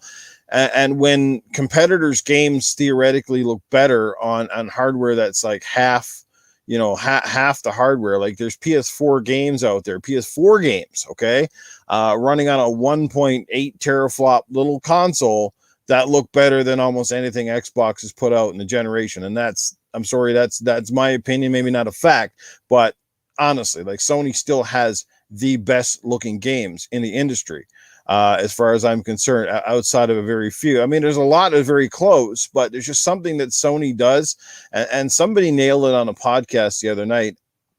I forget who it was, but they said something, the fact that why that Sony's games look good is because they're not concerned about generational consoles. They build these games generally from the ground up for that machine, and they're not making sacrifices to it. So basically, their titles are specific to that. While they can run on the other ones, they are specific for the hardware they're aiming for. They're not trying to get this right. Like right now on Xbox, you've got two Xbox consoles in the wild that are almost vastly different, the S and the Series X, right? So they got to make sure that these games look and run relatively good on both machines. Sony doesn't have that to worry about a lesser console and how it runs. They're just going to pump it out and make it specifically for that hardware. You know what I mean? Like, if that makes any sense. But I don't know. I getting off topic. I think Halo is going to be fine. But hopefully, like I said, it doesn't leave a bad taste in people's mind. They got to do it right if they are going to extend the life of this product. This potentially could be the only Halo that we get all generation before the next Xbox console drops. I mean, that is a realistic fact here. Mm-hmm. And that's a little disturbing for me, though, because, like, I don't believe in overkilling a franchise, aka Assassin's Creed, but I also don't feel like I feel it when franchises are big and you love them so much that just getting one game from a franchise in a whole generation, which essentially can be 7 to 10 years, seems like what are you doing? Like, what are you doing with your time? Like, there's definitely something wrong with your studio or with the technology if that's all you can pump out. I mean, you know what I mean? Like, you don't want to overkill, but you don't want to be just like dragging it out. And I feel that's where the industry's kind of going. And maybe it's because the costs are astronomical with gaming that they're like, well, this is the easiest way to keep making money, is to basically like cop out on the back end. It's like, we don't have to make a new game every 3 years and spend another $200 million when we have the game engine in place, and all we have to do is basically do the EA Sports formula. Just add a little bit. Our fans will keep coming back and they'll buy it up hook, line, and sinker, because they're so invested. I'm not a fish. Right? Like, honestly, personally, I mean, I think it's great that you like EA's games, but when was the last time they made true innovation in their sports titles, right? Like, as far as I'm concerned, and I wish, honestly, and it never happening, I wish all the gaming fans and sports fans would smarten up and stop buying them because you're handing them your hard-earned cash every time. $80 for the same effing game every year with a new roster and 1 or 2 modes, and all they do now is constantly promote, like the hockey. All I see is HUT, Hockey Ultimate Team, these fucking digital. Oh, sorry, I'm not on Gaming After Dark. All these stupid ass, that crap. And I guess some people care about it. That's why they make money. Obviously, I'm one of the minority here, right? But that's all I see is like, I'm still a hockey guy. I still love the NHL franchise, but like, that's like all they're fixated on is that one mode, we got to get people to buy these stupid packs, and it's gambling. You buy a pack, you give them $5 and you don't even know what you're getting. Oh, look, I got a repeat. It's like buying hockey cards, right? You open it up, you don't know what you're getting. Oh, I got this. I got 40 useless players for $20. EA has gotten so bad that even on their basis for the game or the merchandising for the game, they even tell you that it's the same game just for the new year and a reskin. They even telling you that it's the exact same game. They haven't done any adjustments for especially for FIFA and Madden. They haven't made any changes for the last 2 years. Yeah, no changes. They added some colors, so I don't know why you guys are complaining. They added colors. They added colors, guys. I have all the sports games from 1 year, 18. That's it. I haven't bought a sports game since. That's it. I only an 18 series. I don't care if they're a year old. I love that I get to play Madden on Game Pass, but I agree with Newf. I'm not spending money on the same game over and over again. But yeah, hey, real quick, Cerebral Paul go ahead. Said Phil's main point was Xbox is more than Halo, much more. Agreed, Paul. And when we were talking, we were also mentioning Gears and Forza, Halo, Gears, Forza, Halo, Gears, Forza, the Holy Trinity. And especially now that they've added, Bethesda, we're going to get Skyrim, we're going to get Starfield, we're going to get Outer Worlds. Oh, man, I'm hyped for the Outer Worlds, too. I love that game. Xbox is going to have content for everybody. You're going to find somebody here. Xbox is no longer the shooter box, right? Xbox is now basically the Western RPG box with the best shooters, the best racers. Mm-hmm. It's starting to target a much wider audience, and I believe that's where Phil is going. It's like Halo is for the Halo fans, but Skyrim is going to be for the Western RPG fans, or Starfield is going to be for the Western RPG fans. Forza is for the racing fans, and Sea of Thieves is for pirate fans. I know sailing fans maybe. Mm-hmm. So, but yeah. Xbox just has something for everybody, and that's what I love the most about it. And I agree with Paul. Xbox will be fine whether this game gets a 90+ Metacritic, or Lord forbid it gets an 87 Metacritic. It's going to be just fine. Yeah, the Metacritics shouldn't dictate this one. I mean, I'm super excited. It's still my most anticipated game easily of the year. I mean, it's freaking Halo, right? And from what I've seen, all steps point to the right direction. So just, you can't get upset about things we don't know. I can't sit here and whine and cry and complain about it, like I said, because we don't know really a lot. We don't really know the full outlook and the roadmap. There's a TV show coming as well. There's a lot of Halo goodness coming our way. So let's just trust that 343 knows the process. Let's trust that Xbox is listening to its fans. Some people are going to love it. I mean, heck, there's a lot of people out there who say, hey, we're just going to make the one Halo game and keep just adding content to that game for God knows how. And they're probably super happy. Like, yay, I'm going to play Halo and Halo only for the next couple of years. And that's great. But, hopefully people can, understand the points that some of us are going for. That's the thing with when you have games that have sequel numbers on them, is that you generally know you're getting the same game, but a new experience. Whereas when they start taking away the sequel numbers, it starts feeling like it's just an add-on to the same experience. Does that make sense? Mm-hmm. Yes. One thing I want to say too, Newf, is I think what's really important is having Joseph Staten, especially on stage, talking about it and having him kind of direct this game and hopefully steer it back in the direction of where it was when it was at the height of its power as far as critically acclaimed and with the people's mindset. So I think this is going to be good. We are getting to the 2-hour point of the show, and I think Stitch, you have to take off. So if you got other things to do, my friend, obviously family comes first. So if you want to get out of here, just let people know where they can check you out, or if you got any podcasts or content. No, you can find me online pretty much every night. I play a lot of Destiny, so if anybody needs help doing anything on Destiny, just let me know. But I got like about 10 more minutes if I think we'll jump to the next subject. All right. I can definitely, because I do have a few points that I want to touch on that before I go, and I'm interested to hear what other people have to say about that, because that's a big. The last one is really key, especially coming into this new generation or current generation of consoles for both sides. Xbox and PlayStation. The smart delivery thing. Yes. All right. Well, we'll let you take the floor on that. That's going to be our final topic of the day. But let's quickly, Scrub. Do you want to do? Well, we'll get Axel in here as well with his xCloud bit. But Scrub, did you want to do with the games coming out, or do you have anything ready? Obviously, because you're on your phone, you probably don't have that handy right now. Yeah, it's gonna be hard to show my screen or whatever, but All right. they didn't have that many games listed on, for especially Game Pass right now. That's just like, oh wow, you gotta jump on this game. I know last week they had a few that's coming out, but coming, I know the main thing that a lot of people are going to be dealing with is coming on the 29th. And I think we kind of know what game we're talking about for that one, the Ascent. But if you haven't had a chance to, people who haven't been with us or missed the times we have talked about it, if you go to GamePassCounter.com, it will show you listings all the way up through the end of the year.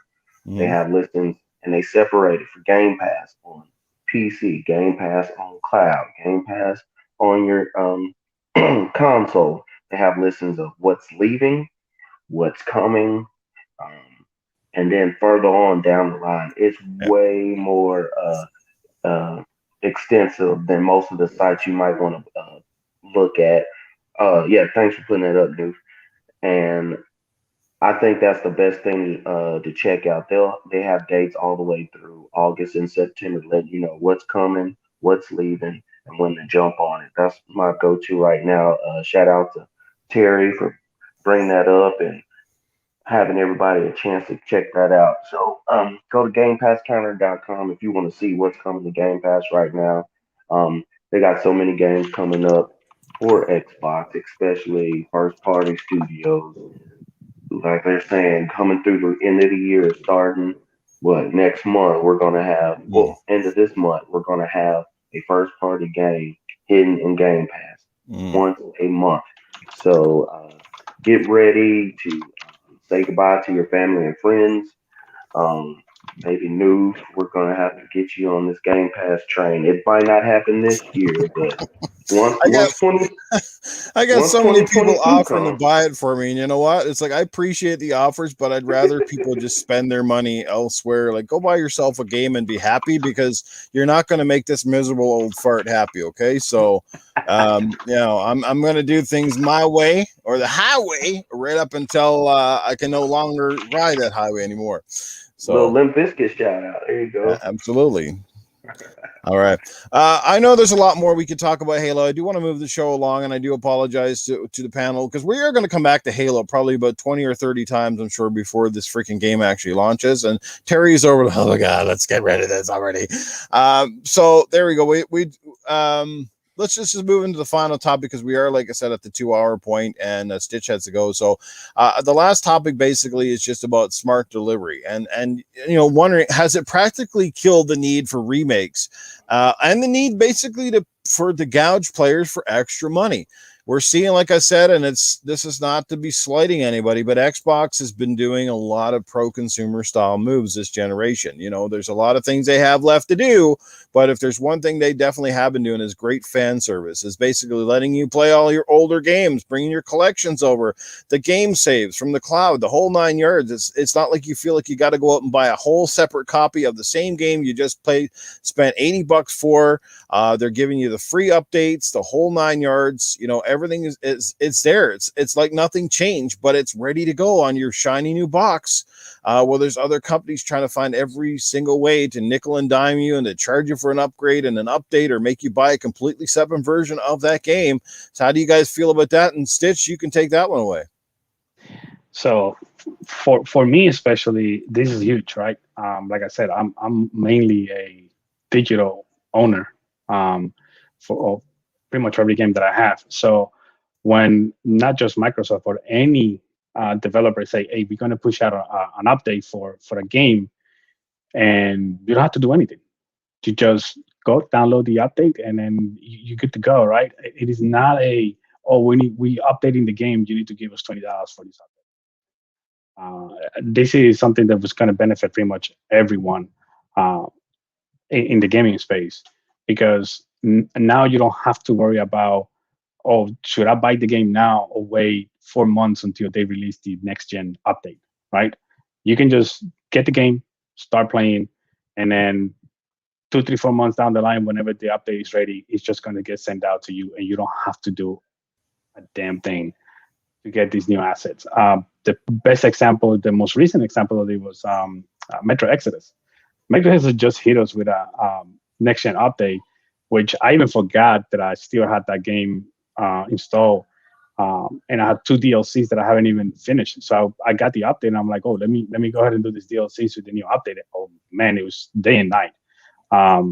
They did up-res graphics. They had added ray tracing for shadows, not heavily, but it looked amazing. And I didn't have to pay for a single thing. I didn't have to do anything special. I didn't have to download a new version of the game. It was just a simple update, and my Xbox was able to do it. I have a One X in my living room, and if I go to my living room and I play my One X in my living room, it would just run the version for the One X. I don't have to do anything special. It just does it. It's magic in a way. The wizard Jason Rano and the team, what they have done there is amazing. And I think everyone, and when I mean everyone, I'm talking about in the console space, they should start taking notice of this, life improvements, things that they can do to help the user base, right? I don't find it fair to pay for something for up-res graphics if you're not changing the game. Yes. If you're going to charge me for every upgrade you're going to do, then I'm out. Great point. Somebody's out or in. Here comes Kitty. Kitty and the wife, because she's waiting for she's asking because she needs to make dinner for the baby, like I was saying earlier. But just to my last point, guys, that I don't think anybody should be charged to play like an up-res version of any game, right? Unless it is something new, there's something drastically changing in the game. As far as graphics go or resolution changes, this should not be something that anyone should pay for. And I'm glad DLC content is cool, right? Yeah.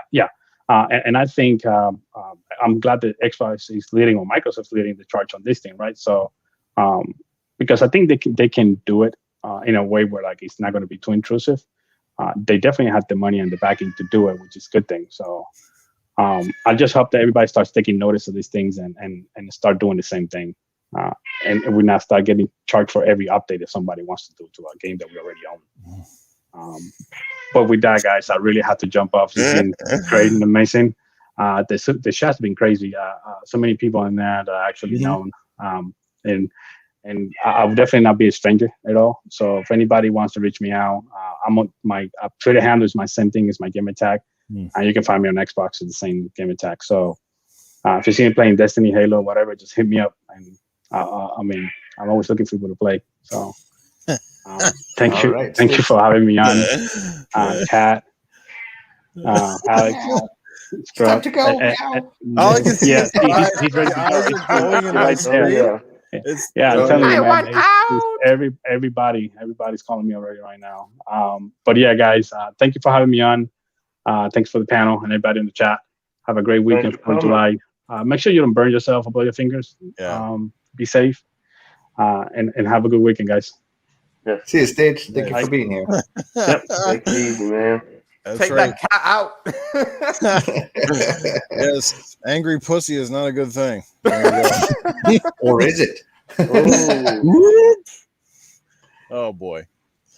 Gaming after dark humor. Sorry, guys. What we were talking about? Upgrades.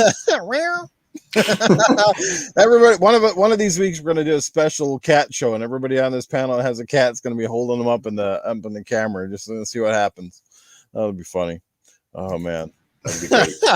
Man, the screen will be all scratched. We're going to call it the Litter Box Podcast. How about that? Where shit happens. Oh man. Anyway,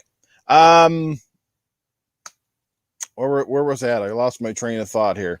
We were doing the value for upgrades. I mean, smart delivery. There we go. Yeah, I mean, how do the rest of you guys feel about that? I mean, I'm going to use the analogy of the buffet thing again, right? So if you went to a buffet and somebody told you, okay, it's $30 for your buffet, but you can eat all you want, as much as you want. But then the next crowd comes in and somebody says, well, you're going to pay $30. And then you get halfway down the line as you're filling your plate. And the person says, oh, stop right there, sir. You've had your fill. If you want the rest of that buffet menu, you're going to have to pay an extra $30. You'd be pretty pissed off, right? I don't really see the difference with a lot of these games these days. That's exactly what they're doing, is basically cutting you off. You know, the buffet across the street's giving you a whole enchilada for 30, and these guys are trying to double dip you. And that's essentially what's happening, you know? And you have to look at it from a lot of different ways. And I do agree with Failed Pyromancer. When it comes to value, it really comes down to it's each and every personal preference, right? For example, with me, I'm not a Game Pass user. So guess what, guys? Because I'm not a Game Pass user, I had to pay an extra, what was it, 20 something dollars, I think, for the DLC for the Gears, right? Not bad for, you know, what was it, like a 3-hour little campaign romp or whatever. Yeah. You know, but essentially I kind of got ripped a little bit because I'm still paying extra for that game. You know, it was DLC, where you guys basically got it for, well, essentially almost nothing because you're Game Pass users. But again, for me, buying it for Gears was worth it. Why? Because one, Gears is my favorite franchise. And two, because, well, one, they don't bring out content like every 6 days and charge you $20. And I guess three, at the end of the day, is I wouldn't do that for every game. I'm only going to spend my money on very select games. You see what I'm saying? Like, that's why with me, I don't have Game Pass. But you know what? I'm not going to go out and buy every single game that I see that I like to dabble in it. I'm only going to go out and spend my $80 on games I damn well know I'm going to pump some time into. I'm not just going to go, well, I want to play that, so here's another 80. I'm going to want to play that, here's another 80. No, I don't do it like that. I'm just going to buy stuff I know I will invest in, you know. But anyway, you guys can take the floor on this. Who wants to talk about that? Well, Oh, let me I'll get jump some in. super chats first. Let me quickly, because Master Clowns, he came in and drops another $20 in the chat. And he leaves no comment. He just drops the $20. The dude is he must feel like he's at the strip club here, just throwing the money out, eh? Sorry, Master Clowns, but my pants are not coming off on camera. You'll have to wait for Gaming After Dark for that. Still Stitch, he leaves the show, but he drops $4.99 and says, let's not forget that Halo 2 was the catalyst for online multiplayer shooters in the console space. Thanks, Stitch. We appreciate it, man. And thanks for being on the podcast today. Glad to have you here and look forward to having you back in the future. So thanks again, Stitch and Eternal Shaddai, for bringing him on. No problem. All right. Anyway, guys, have at her. I'm done. The rest of you guys talk. I think it's a great idea. I think also Xbox pulled in with the smart delivery to help push the notion of staying with the console, staying whether you have the new systems, the Series S and X, you'll still be able to play a game and then come back and get to where you need to with upgrading eventually because they knew the games weren't being out there. Also, it's just a great nod to the people who are stuck with your ecosystem. Um, they they are a software company, so this is just something that they work really hard on, and it's something that might be easier for them to pull off than another company. Um, Also, since it's on my mind, we were talking about it with Game Pass. Also, I will say, people with Game Pass, when we're using Game Pass, yes, you are getting games uh, for your subscription price. But also, if you want to, some people say, oh, support developers or whatever, you can still buy the game at any time and you can get it for a discount. So you can still buy the game and you can still have Game Pass at the same time. Now, if you want the physical copy, that's a different story. But I just always want to point that out. I love Forza Horizon 4. Um, I got it on Game Pass, started playing it, but then I wanted all the expansions and everything. The Platinum Edition, like they had come out, it was $100 and I couldn't pay for it, and I didn't want to pay for it at the time. I just had it on Game Pass 3 months in that owning the game on Game Pass. I got it for $45. So there are some perks in having that. But going back to the topic, being able to get a game, being upgraded uh, when you switch over to a new console, which most of us did with the Series X, it's just another added extra that you can't get with these other services. I'm not trying to pick on other consoles, but we know Nintendo is going to charge you if you just buy a piece of cardboard for them. They're going to get money.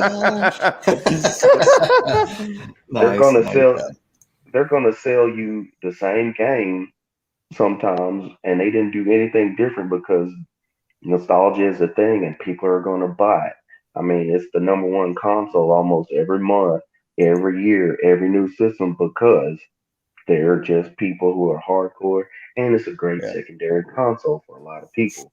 But when you have other companies that are sitting there, it's one or two things. It's almost you're purposely doing it to see how much money you can make, or you can't do that same thing as well. So you just give up and say, since we can't, let's see how much money we can make on it.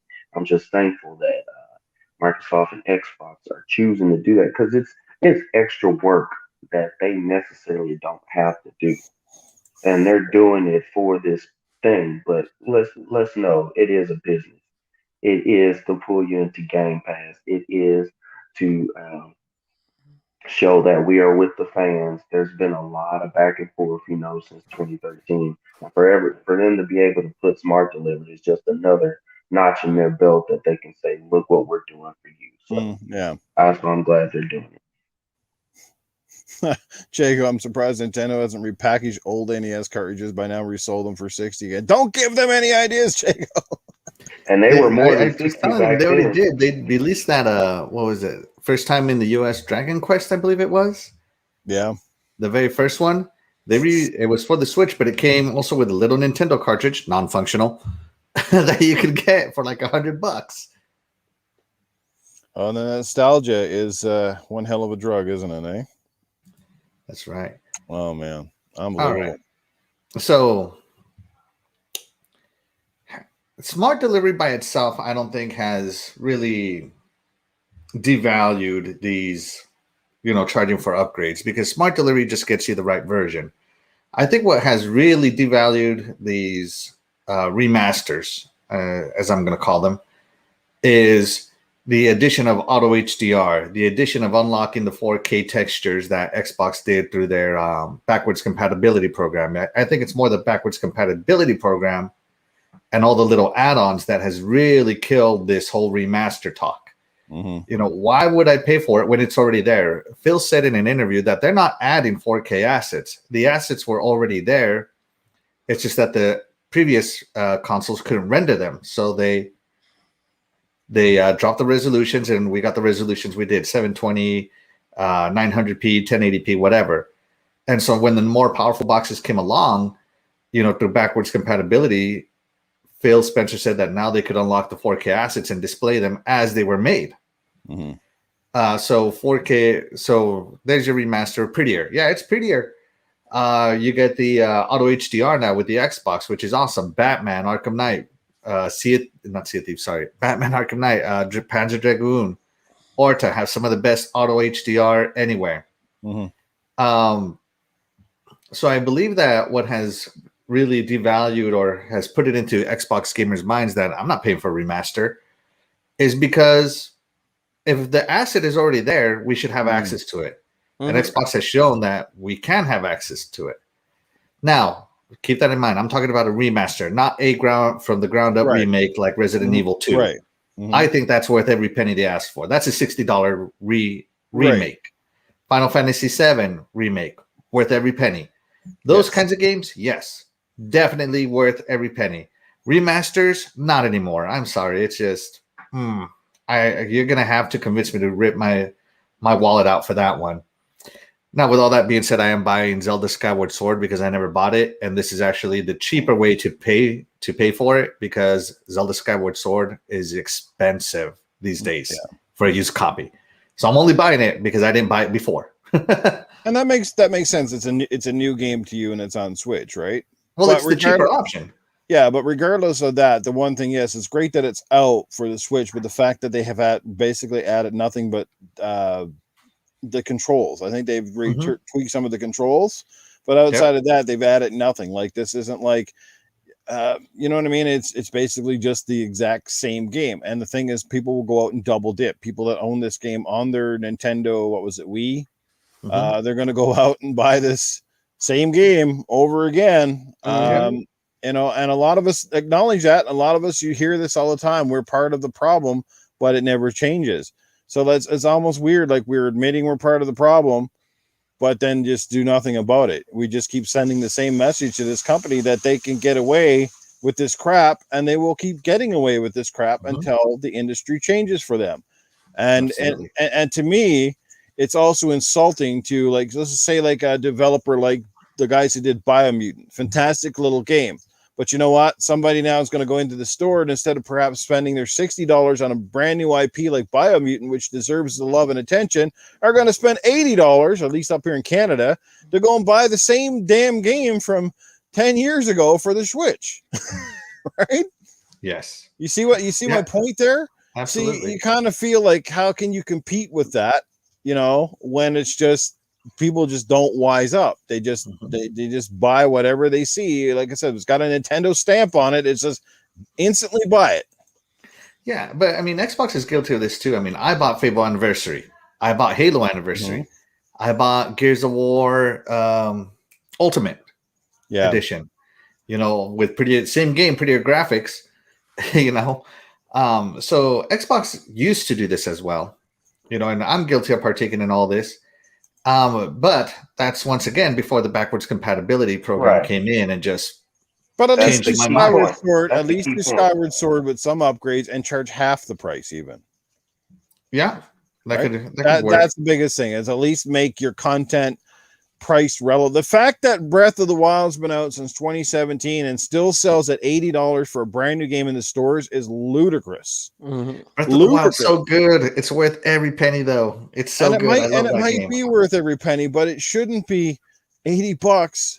You know, 5-6 years later, when there's just as good or better games out there selling for like pennies in the store now, like $5-10. You know what I'm saying? Yeah, I agree, because you know. Newf, you know this. I get my consoles a year, my PlayStation consoles a generation back. So I got my PS4, and I went to the store and picked up 4 PS4 games for $20, including God of War Game of the Year, Horizon Zero Dawn Game of the Year contender, you know, Gravity Rush 2, I believe, and I can't remember the last one. Some other game I just threw in there to throw one in there, and all those games are good.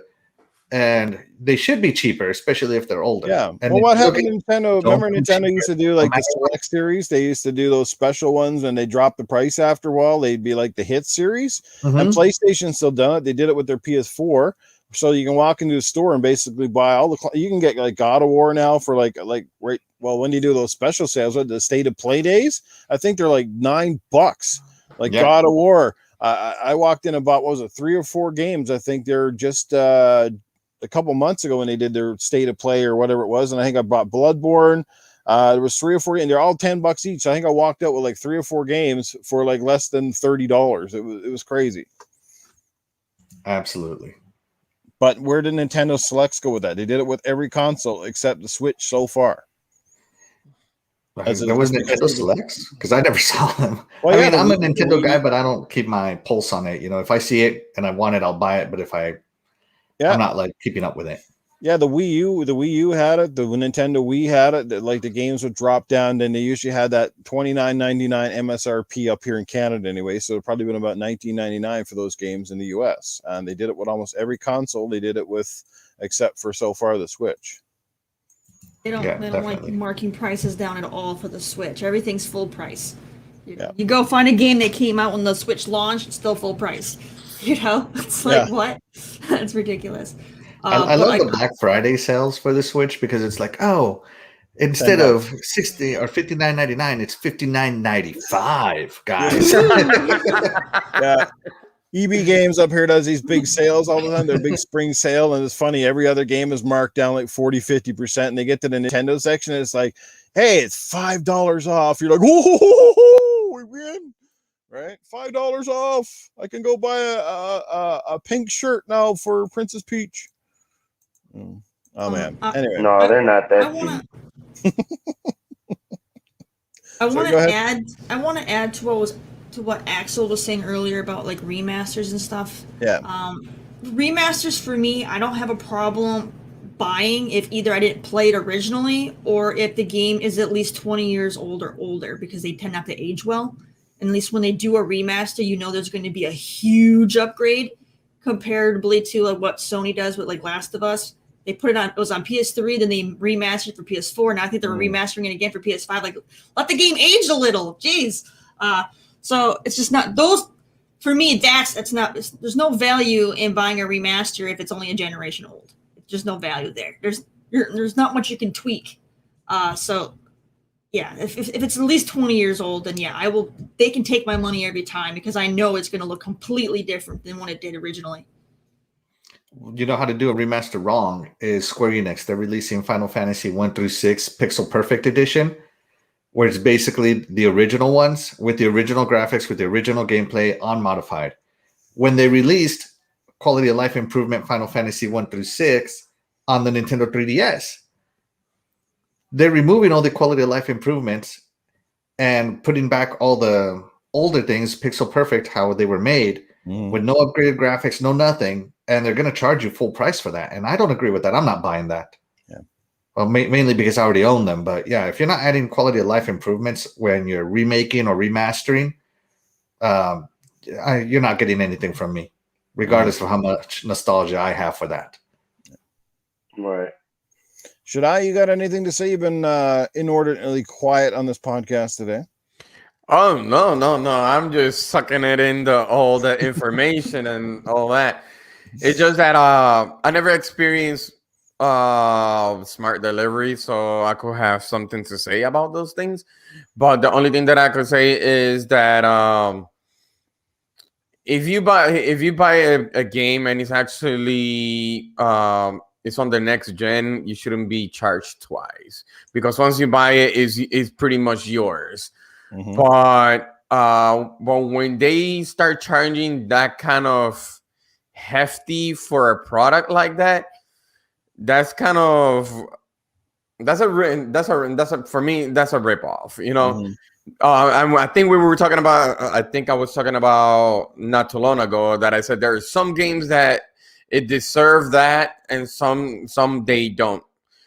And if they're gonna keep doing that, it probably is gonna sound really bad, but this is something that I'll be talking to my friends about, not only Stitch but some others.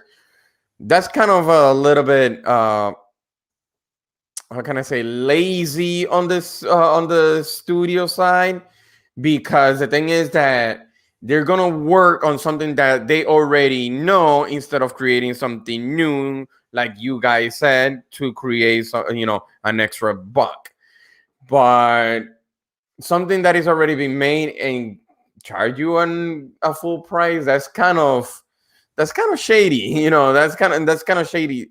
That's something on my take, but I don't have too much to say about that, other than whatever you buy is supposed to be with you, and if they have an upgrade for that game that you love and like on whatever, that should be no problem for them to have it for free. That's the way, I think as a customer we deserve that. As games evolve and it becomes really, really expensive, and if we spend, let's put it like that, let's say Halo Infinite is $70. Yes, it deserves that. But if we're talking about a game that it has been for so long, on all the way back, and it's $70 again, that's got to be free. I'm sorry, that's something that it should be a free update. So that's my take on that. I want to also add, when it comes to like smart delivery, I think it's a great thing, not have to pay for the upgrade. For me, the gaming industry is like the only industry where we give them slack for doing things that we wouldn't allow anywhere else. The gaming industry is the only industry where we will pay for an unfinished product. I agree with Terri on that. The gaming industry is the only industry where we will pay for an upgrade. I mean, you don't imagine the outrage if Samsung said, "Hey, you want that software upgrade on your smart TV? Pay us $20." You wouldn't do it. Imagine if Xbox said, "Hey, you want that upgrade for the new UI we're going to put on your Xbox? Give us $20." You wouldn't do it. But yeah, we want to justify the a $30 upgrade for Ghost of Tsushima for example, because they put work in it. You think they didn't put work into it, making those upgrades for all the other software we use everywhere else that we don't pay extra for? You don't pay extra for your software updates on your PC. Imagine if Microsoft was like, hey, you want that that Windows update? $10 every update. They don't do that. Terry, do you think people would have paid so much for the Ghost of Tsushima stuff if the game had not had the sort of critical reception that it did? I feel that it's one of those things where it's like a fan base thing, like, even it's just on the Xbox side, we're already accustomed to getting those free upgrades because they've already started doing that for like the last generation. So we've already got used to just getting the next game for free, and getting into multiple platforms instantly. Like when you bought Gears 5, you already knew that if you decided you want to play on PC, you already had it. You didn't have to buy it again. PlayStation people, they're not used to that. They're used to like, oh, if I want to play here, I gotta pay extra. They're used to paying extra, so now they're just accepting it. And they want to justify it now because that's what they know. Not to disrespect, but the thing is that they know that we're gonna fall for it every single time. That how many times they have created Shadow of the, not to bash it, but because I know for a lot of people they love that game, but for Shadow of the Colossus, like 3 times, and people still bought it. The only thing that changed was I think the last one because it became a bundle with Ico. You know what I mean? That's the only thing that changed until I think PlayStation 4 Pro. That's when they actually upgraded it and it looked nice. And you still have to pay a full price for that. So, I'm sorry. Go ahead, Scrub. No, go ahead. Now, so for me, it's like, so are you gonna charge $70 for another Shadow of the Colossus for that? That something that could have been that. Now we're talking about 4 times. You know what I mean? And the thing is that it's the remake of the remake of the remake. Oh yeah, the remake. That's why I it's funny that you said that because Stitch said that, and I put a gift that say remix. With a DJ. Yeah, with a DJ on it. So my thing is this: we right now we're about to pretty much pay from our pocket $70 just for a new IP. How open-minded are you gonna be to say, you know what, I'm gonna stop paying $70 for a game that I still on my shelf that could have been upgraded for free, another $70. That's crazy. Yeah. I'm sorry to say it like that. That's crazy. So that's a huge plus. I know they're gonna say like, yeah, he's just an Xbox fanboy, but hey, it's like Terry said, we are so accustomed from Microsoft to upgrade it for free, knowing that it's free, unless if they do something spectacular or something really, really new, then I'll say, you know what, it's actually true. Here you go. But for something that they haven't changed anything just for visuals alone, no. Yeah, I think the biggest thing that needs to change, and Terry's points are very, very valid. This is the only industry that abuses this policy more than any other thing I can ever think of in my life. You know what I mean? Like, if your car needs a recall, it's generally brought in, you do it for free. They don't send you the recall, and you're gonna have to pay $160 for that. Like, you'd be outraged. But that's definitely an industry that takes advantage of its player base, again, because of our love for the brand, our love for the products, our nostalgia.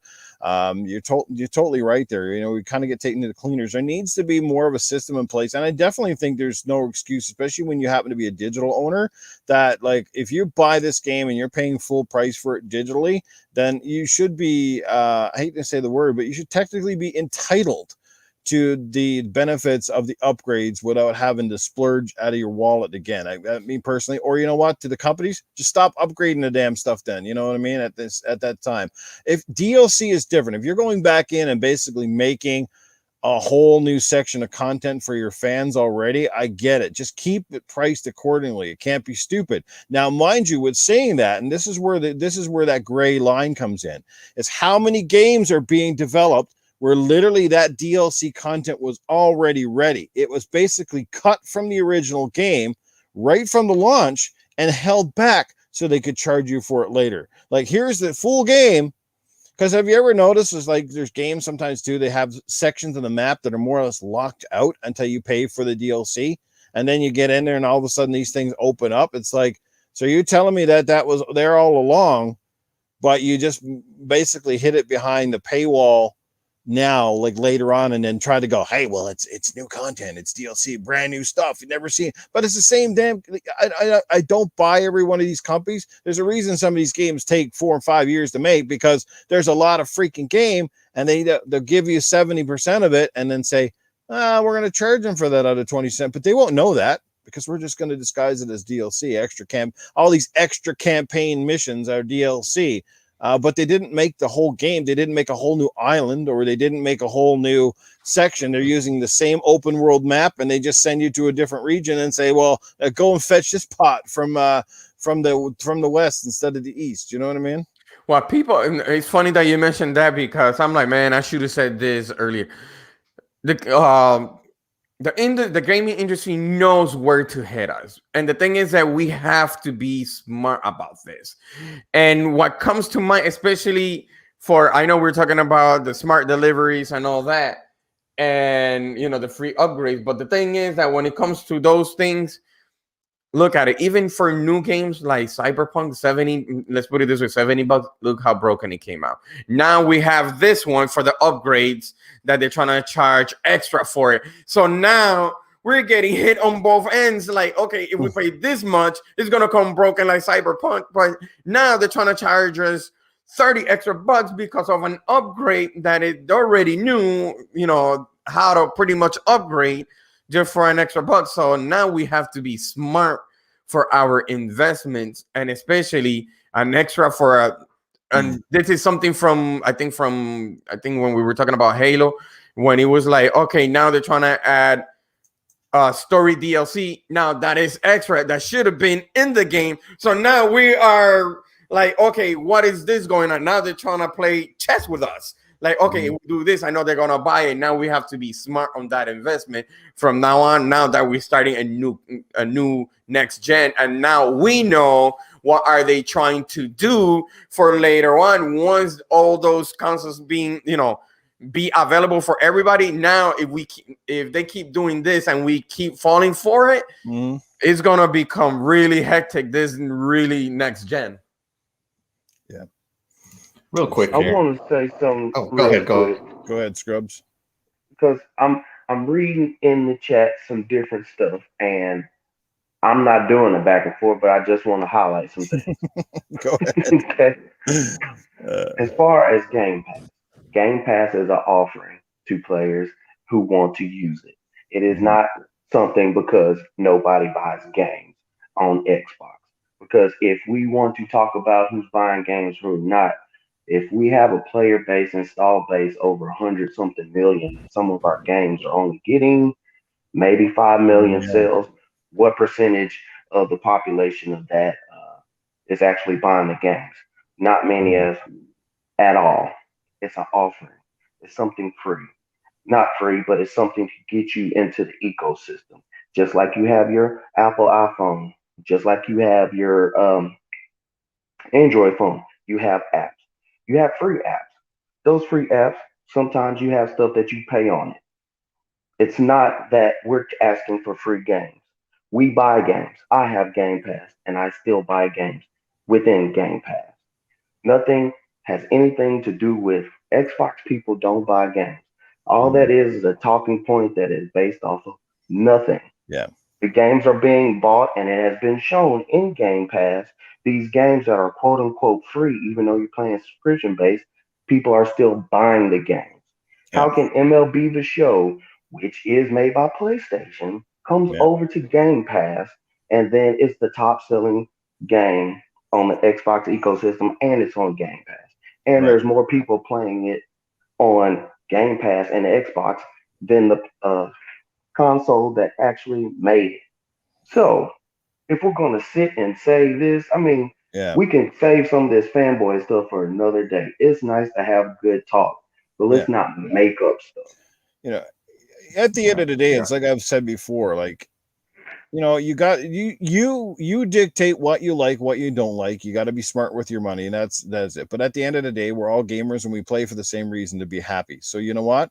If it's your favorite franchise, your favorite game, and you feel comfortable spending your $30 on it, then so be it. It's no different. Sports teams making all these extra jerseys so they can milk you a second and third and fourth time for another jersey. It's not because obviously, you know, like everybody does it in different ways. They milk their audience because they know they will buy into it, right? You know, that's how they do it. They make a third jersey because they know we got our fans are going to buy it. And it's just more ways to make revenue. And games and movies do it. Paul said it right. Movies doing it too. You know, upgrades from VHS and an upgrade from DVD to the other one. Nobody's giving you anything free there. You got to go out and buy it again. You know, they hold back a lot of collectors content. You know, you see this a lot now with the movies. You know, the DVD Blu-ray comes out and they basically, there's almost bare bones, right? They'll charge you less, but then what, a year or two later, you get this big old package collect and you're like, oh my God, I wish I had about that. But they know that the diehard fans are going to buy it up first day, and chances are the diehards are going to buy it again 2 or 3 years later because they're going to get the collectors. And you know what? I'm guilty 100%. Guilty as charged. Gone out and bought the regular edition, gone out and bought the collector's edition, gone out and bought the another. You know, I've had certain movies I've bought like 3 or 4 times to get the better freaking version. You know, I know Game Pass guys do buy games. I mean, there's a lot of stuff going on in the chat, but you know, Game Pass is a phenomenal deal. And there's a lot of games out there too that wouldn't get played or even get any type of revenue if it wasn't for Game Pass. You have to, don't forget that either. It's not just about sales numbers. It's about exposure. It's about a lot of games. And Terry, you could definitely attest to that. There's a lot of games under Game Pass right now that are getting way more exposure. Developers have already said that. They said this game saw far more success, far more users, far more DLC content being purchased. And that's it. It might not just be the game number itself, it's the content in game that people buy because they got it at a discounted price, basically through the Game Pass enchilada. There's a big picture here. That's what Microsoft knows. For a lot of these people, this is like advertising for them. To be in Game Pass is like advertising your stuff to the world. You know, these games, how long would these games would sit on a shelf at 30 or 40 bucks a piece, sitting there waiting for someone to buy me. But you know what? People go, oh, it's in Game Pass. I'm going to check it out. You know what? It might be worth it. And sure enough, a lot of people do find that out. They go, oh man, this game is freaking awesome. You know, there you go. So to go on this point, you know, that, Xbox gamers don't buy games. That's because I don't need to buy games. I subscribe to a service that provides me lots of games, right? Fortnite players don't need to buy Fortnite, but it has a lot of money. You know, don't get it confused with not buying just because I don't buy the games as much as I used to, that I'm not buying into something. Yeah, I'm buying into Game Pass. Yeah, Fortnite, you know, whether it makes money or not, whether developers get exposure or not, whether your developers want to participate or not, is not my problem. I'm a gamer. I'm here for the games. If Game Pass is available today and gone tomorrow, okay, what I bought into is gone, and I'll go back to what used to be. If it stays here for the next 20 years, that's great. And this is just the thing. I don't need to, right? And anybody who's smart with their money will not buy what they don't need, right? I want to game. This is a want. And I don't need to buy games to do what I want to do. This is a hobby at the end of the day, right? But make no mistakes, I am going to buy the most expensive Halo Collector's Edition there is because I'm a Halo fan. That has nothing to do with Game Pass. That's just me as a fan. What about as a friend? Are you going to give me one too? What? As a friend, you're going to send me one too? I couldn't hear you. So anyways, so yeah, and that's just it. If I can do what I want, what I enjoy, and I don't need to do it in the traditional way because an option exists out there to let me do what I want in a much more affordable way, I will. So, Xbox gamers don't support developers, blah, blah, blah. You know what? It's those developers issue to get my money out of my wallet, right? It's not my obligation to support them. This is a hobby. Now, I subscribe to a service. I give that service my money, and it's however those developers negotiated their contract with that service. That's not my knowledge, not my problem, right? And so all these arguments lose a lot with me at the end of the day when I think about what is important in life. And I got to tell you, there's lots of things I could live without. And as much as I love gaming, I could live without it. Yeah. Maybe not as happy, but I'll live without it. You know what I mean? So, yeah, it just comes down to if you're a physical guy, that's what you want to do. Hey, good for you. That is what you do. You do you. Nobody should tell you otherwise, because it's not my job to convince a physical person to, hey, man, buy into what I'm doing. That's not my job. That's the holders of the platforms, the developers, the holders of the platform, the PlayStation, the Nintendo, the Xbox board to convince you of. I've got convinced into Game Pass, and I see the benefits for me and me alone. And I got to tell you, it's been great for me. And once again, I don't buy as many physical games because I don't need to. Just plain and simple, don't need to, and I can still enjoy them. Yeah, perfect. Man, great debates here today. This, like I said, this podcast should have been clued up nearly an hour ago. We're still going. This is how these topics work. Sometimes you get right into the meat and potatoes. These are always touchy subjects. They, as you can even see by the chat, nobody's necessarily right or wrong here. As we've all said, it's your money. You do with it as you please. We all know now, like who are basically the main offenders, I guess you could say, in the games industry, and who are the ones that are definitely giving you more bang for the buck overall. And there's no denying it. And, like I said this before, I don't have to subscribe to Game Pass to know that it is one of the best values of any type of service that I've seen in recent memory, and continues to get better. Over 400 plus if you're also in the PC ecosystem of games that you can play. You should never have that it's got no games to play crap. If you're a Game Pass owner, then you're full of SHIQ, as my mother would say. You should be overwhelmed with the amount of games that you can play. And it's great for people on a budget. It's great for people. It doesn't make you cheap. It doesn't make you a welfare gamer, as some people will call it. It makes you budget conscious is what it does. And you are allowed then to actually go out and buy a physical copy of, perhaps, say, I've heard this people say this a lot. They have Game Pass, but they still go out and buy then like the collector's editions of certain games now. Those just spend, a little cheap. Well, there are some cheap people, but Pyro, there's cheap people in every walk of life. And I've always said this, and I have this with my friends. I have friends who would not spend $20 on a video game, no matter how good it is, but they would easily go out and spend $20 buying a bag of weed, or $20 going to like something that I look at and go, well, that was a waste of $20. They look at me and go, well, your video game's a waste. You see what I'm saying? Like, everybody's different. How we value our money is all different depending on the walk of life we come from and the stuff that we're into. That sort of thing. And so and it's not going to change. And I had this one, my last comment is, I remember this, and this one goes back long before I got into a lot of this Xbox and stuff. Like, I had PC friends, right? And I'd say, why are you always illegally downloading? Oh, I got all these games, man. I just get them illegally off the site. And I say, why is that? Oh, because, man, these games are expensive, bro. These games are really expensive. Mm-hmm. I'm like, okay, games are expensive. But you know what? If you put that same $40 game on sale for 25 cents and right next to it there was a free copy, which one do you think that person would still buy? They get the free copy, right? And you say, why did you that? Because it was free. But at least 25 cents you were paying for it, and at least trying to help support the developer. This is the part that people don't understand too, is you have to support the people that make this shit too, right? It's not just all about you. Like, if you want a sequel to that game, get out there and buy that game. Stop wanting them to spend millions of their money to make games you don't support. That's part of the problem too. Everybody wants the stuff, but then nobody wants to pay for it, right? It's funny that you mentioned that, because, like I said, talking with a friend of mine, I hear all sorts of things from the PlayStation part, from the PC part, and oh my goodness, just reminding me a conversation from yesterday.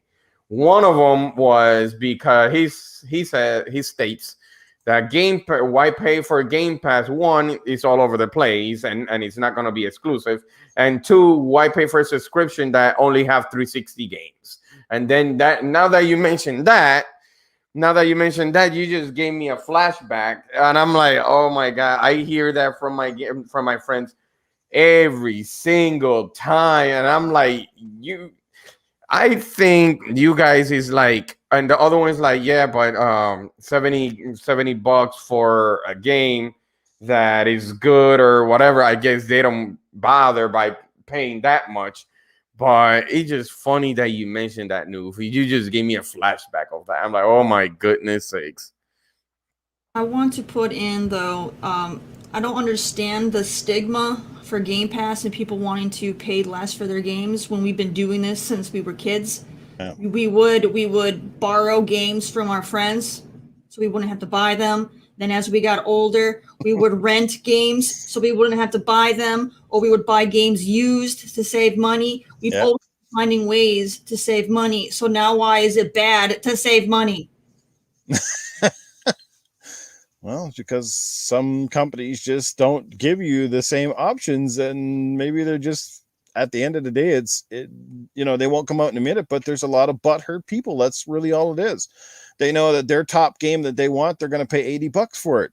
You're going to pay $80 for that brand new game. Well, you're not going to pay $80 for that brand new. You're going to get it basically in that subscription fee. Simple as that. I already said to people, I'll admit, you know what? You're going to go out. You guys are going to go out and pay. You're going to go out and pay what? Your subscription fee of what? What is it in the States? $14 a month for Game Pass Ultimate come November? Yeah, $15 a month. $15 a month. So you're going to play Halo Infinite. You're going to play every other Microsoft game this year for that $15.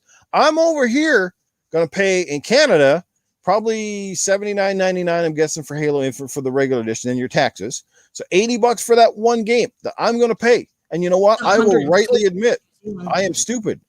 I will rightly put that out there. I'm stupid for doing it. I admit it. It's just me. I'm going to be dumb with my money. I could probably save myself a crap load. And you know what? I could get Game Pass and actually go out and buy 4 or 5 cheap physical versions of other games. But don't even ask. It's the Newf Nukem theory of things. We all know that I have Newfonomics and nobody can explain it. We'll leave it at that. Speaking of somebody who's not going to have any money left by the time the show ends, is Master Clowns. I think that's his 4th donation today. Clowns, man, we appreciate it, bro. But you can keep your money. You might want to buy yourself a crap load of months of Game Pass with that $20. But holy crap, man! You know what? I have a question. I never tried it yet, just because I have a whole bunch of games. But is it true? Correct me if I'm wrong. Is it true that Game Pass give you discounts for games? Yes. What's the percentage of discount for, especially straight from Game Pass? What's the percentage? 10 to 15%, I believe. And sometimes depends on how longer it's been. It's even more because they have like fire sales as well. Like I said, I got $100 Forza game, the Platinum Edition, for $45. Okay. If it were me personally, let's put it that way. If I want to buy Forza, and he said, and Scrub says 40 because it was discounted. Me, I'm a person when I could play right now, and I'm like, you know what, I'm bored, or I'll be at work, I'm on break. I'll be doing the Microsoft rewards, and that becomes free for me. I'll be bored. I'll be doing those surveys. Hey, they're giving you free money. Sometimes you gotta be smart, and if it has a bundle, let's say a bundle in Game Pass, I don't have to use any money because I have the Microsoft rewards all saved up, and I use that. So pretty much I get so while some people get the remix of the remix of the remix, I get the discount on top of the discount for more discount. So so that's how I am. Yeah. So to be smart about it, that's what I usually do. Awesome. Great. Wow. It's a phenomenal conversation, guys. And you know what? And I'm going to say this in the chat, like, Pyromancer's here. We know he's more of a PlayStation guy, and I follow him on Twitter. He follows me, and he has some great points in there too. He's not necessarily wrong in some of the things he's saying, because I get where he's coming from. we're saying it's great to save money. Absolutely. And I also get the point where you hear Xbox centric gamers kind of really chastise and PlayStation gamers because they choose to go out and spend their 70 or 80 bucks on that game that they want to play. And that's fine. That's fine with them. Again, they're not wrong either. That's how we always did it. The fact that both companies are obviously different directions on the way that they want to go about their ecosystems. And again, it's all based on statistics. It's based on how you get people into your ecosystem, right? We know what Microsoft's end game is to get more people in the Xbox environment, whether it's your phone, your PC, or your Xbox, playing their games. Because at the end of the day, the more people playing the games means more money, plain and simple. That's how it goes. That's how TV ratings work. The more people watching your show, the more advertising dollars you get. And it's no different with the games world or the movie world. The bigger the audience, the bigger your stuff goes. You know what? Works like this on YouTube. The bigger my audience gets, guess what happens, guys? More revenue from YouTube. Simple as that. It's how it works. That's life. It's more eyes on your product. And that's how it goes. That's how the world works. It's always going to be that way. How you spend your money, again, is up to you. If at the end of the day, look, if you go out and you buy a box of condoms for yourself and you don't have a girlfriend, then that's up to you. That's your money, man. I'm not going to tell you how to spend it or how to use them, but you just be happy with yourself. If you feel validated, I had to make a Gaming After Dark reference here. It's the only way I can get the point across. But you guys, man, this is an awesome show. Any further thoughts? We're going to wrap it up. We still have a draw to do as well, by the way. Oh, snap. That's right. Everybody's like, damn, did they do this draw already? Like, this is forever. Yeah, let's go with the draw. We're just baiting you here until Master Clowns runs out of a paycheck. That's what's going on here. we're just sitting the clowns, man. We appreciate it, man. This has been an awesome show. Fucking people here are awesome, man. The chat's been absolutely awesome here today, dude. It's great. Any further thoughts? We're gonna do the draw. We're all good. Did we miss anybody? This draw is for Game Pass. Yeah, you don't have. Yeah, this draw is for Game Pass. There you go. That's right. It's for Game Pass. Now. Courtesy of Crazy Greek Dude. So actually, you didn't have anything cloud related today, correct? No, negative on the cloud front. Everything so it looks sunny, no clouds in the sky right now. I wish there was some clouds over here. Get rid of this damn heat. We've been over a week now in straight 100-degree plus Fahrenheit temperatures up here. I don't know what you're complaining about, man. Texas is like that. Welcome to Louisiana. We're not used to it up here, man. Us fat white guys like me, we burn up like bacon on a grill, man. So, oh, dude, no, it's a little too hot. Like, especially when you come inside your house, you get that humidity, and you're just sweating all the time. Your sweat has sweat. It's gross. Oh man. But anyway, let's get down to the draw. I'm gonna bring up the screen here, guys. Give me a second here. We're gonna share this up here so you can see the draw live on screen. And on a side note, on the cloud front, though, this isn't actual news. This is just me being happy. Is that I'm so glad that the Xbox Cloud Service moved over to the Series blades, right? Yeah. Because now that means I can play Flight Simulator on my phone.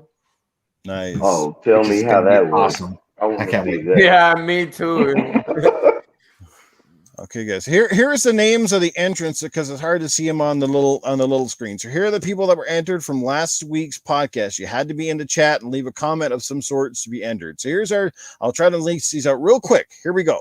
Doggy Dog, Death Mobile, Last Emperor, General Spartan, Toolman 55, Lost Forever, Caper Grant, Crispy Rambo, X Burke, Invader Gaming, Jesse Darby, Dragonheart Yobi, Walt Bates, Fastback, AL Lopez 83, Atrocity Knights, Cray Simmons, Mr. Kima, Joe Dunmore, Dragon Wolf, Boogeyman, Luis Vienne, Stu's Being Safe, Masshole, Shane Tomlin, JL Botello, L Train, Apex, Cyber Gunter, Quietish, Graphic God, Punkadish, Andrew Plows, Delilah, Back from the Dead, Lethal Terminus, Atrocity Knights, Mariah the Mad, Fastback, 4G QTV, Crispy Rambo, Mr. Tushy, Bell Airy, Philly Eagle, and Casket Repair. There you go. Scrub Nurse. And Scrub Nurse is in there as well. All right, guys, here we go. We're gonna do this live. I'm gonna try to pull up the screen here. Just gonna bring this up full screen. Give me 1 sec here. Where am I at? Where here? Oh, no, that's not it. Hang on, up here. Full screen layout. All right, here we go, guys. Here goes the draw in 3, 2, 1, and spin. We need the music. Dun dun dun dun dun dun dun dun dun dun. And who are we gonna get? Who is gonna be the lucky winner? It is Mr. Tushy. Tushy. Mr. Tushy. All righty. Look at that. Congratulations, Mr. Tushy. You won yourself 6 months of Game Pass Ultimate courtesy of our friend Crazy Greek Dude. So congratulations. And don't forget, guys, another draw coming up next week on gaming after dark Tuesday night. We also have one more giveaway to do as well. So fantastic stuff. So there you go. All righty. Did we lose somebody? No. Yes, everybody's here. Cool. All right. So to make sure. So yeah, we're gonna get congratulations, Mr. Tushy. And thanks to Crazy Greek Dude for that awesome little giveaway. Yeah, he's not here, Mr. Tushy. He's not in the chat. He's probably sleeping right now. He was up late last night with community game night, but very deserving guy, fantastic community member. Fantastic stuff. So anyway, guys, let's get out of here. Let's start with our amazing panel. Let's give a big shout out as well to obviously Stitch, who was here earlier. Guys, go give him a follow. And perhaps he'll be back on the show in the future. Stitch 669, he goes by on Twitter. Tell him we said hello. As well, Cerebral Paul, who couldn't be with us today because he is in the middle of a major move, and I know he's had some really bad luck. So Paul, our thoughts are with you, man. I know you've had some rough last couple of months, and really, man, I wish I was closer to you so I could help out and make life a little easier for you, man. But unfortunately, I'm way up here in Northern Canada. But we wish you all the best, Paul. We hope that we'll have you back soon as you get settled away. Just keep us posted. Let's get to our panel member, and let's start basically from the bottom of my screen onward. And we're going to start with Axel1324, whose American glasses have obviously screwed up his eyeballs. And let people know what content you got coming down the pipe. Oh, he's got him back on. He looks like a rock star. Hey, rock star. Yeah, and your mic's on mute too. Hello, Axel.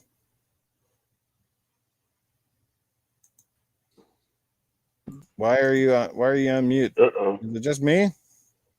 No, there you go. Yeah. You did a lot of, I kept hitting the button and it wasn't working. I'm like, what's going on here? All right. Happy 4th of July, everybody. Cerebral Paul, just a pointer here. You could light everything on your move on fire right now and claim it as a firework accident this week and this week only. But no, everybody, you can find me at Axel1324 on Twitter, Xbox, and on Twitch. And YouTube, you can find me at Axel1324 Gaming. Thank you so much for joining us. I'll catch you guys next week.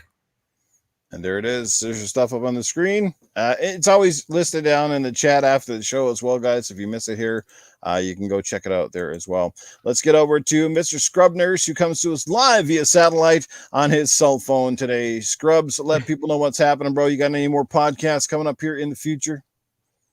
No podcast right now, but I just want to thank everybody for coming, checking out the show. Sorry I have it with my phone, but we'll have it done ready for next week. But love to talk, love to chat. Thanks to everybody for coming out. It's 4th of July.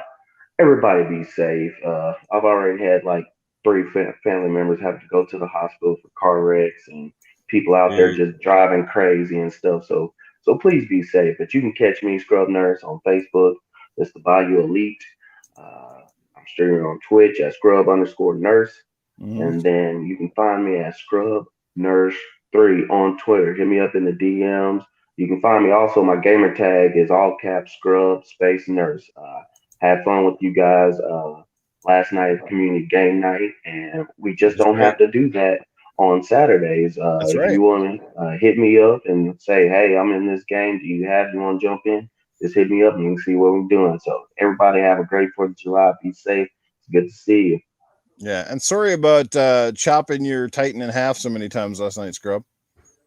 You had to bring that up. Okay, all right. It seemed like every time I was doing an execution, I had hit my Ronin, be like splashing him and then driving him down. I always seem to be Scrub most of the time. It was funny. Oh yeah, it was fun. Watch your back. Next up, we got Coolcat Terri, who's always keeping busy. Terri, as well, you had a really cool interview, I think, with someone. If you want to highlight that as well. Oh. Yes. All right. So, tongue-tied. Try this again. All right, starting over. So yes, yesterday on my platform podcast that I'm a co-host of, I got to speak with Noveen Crumby. She is the voice for E Network.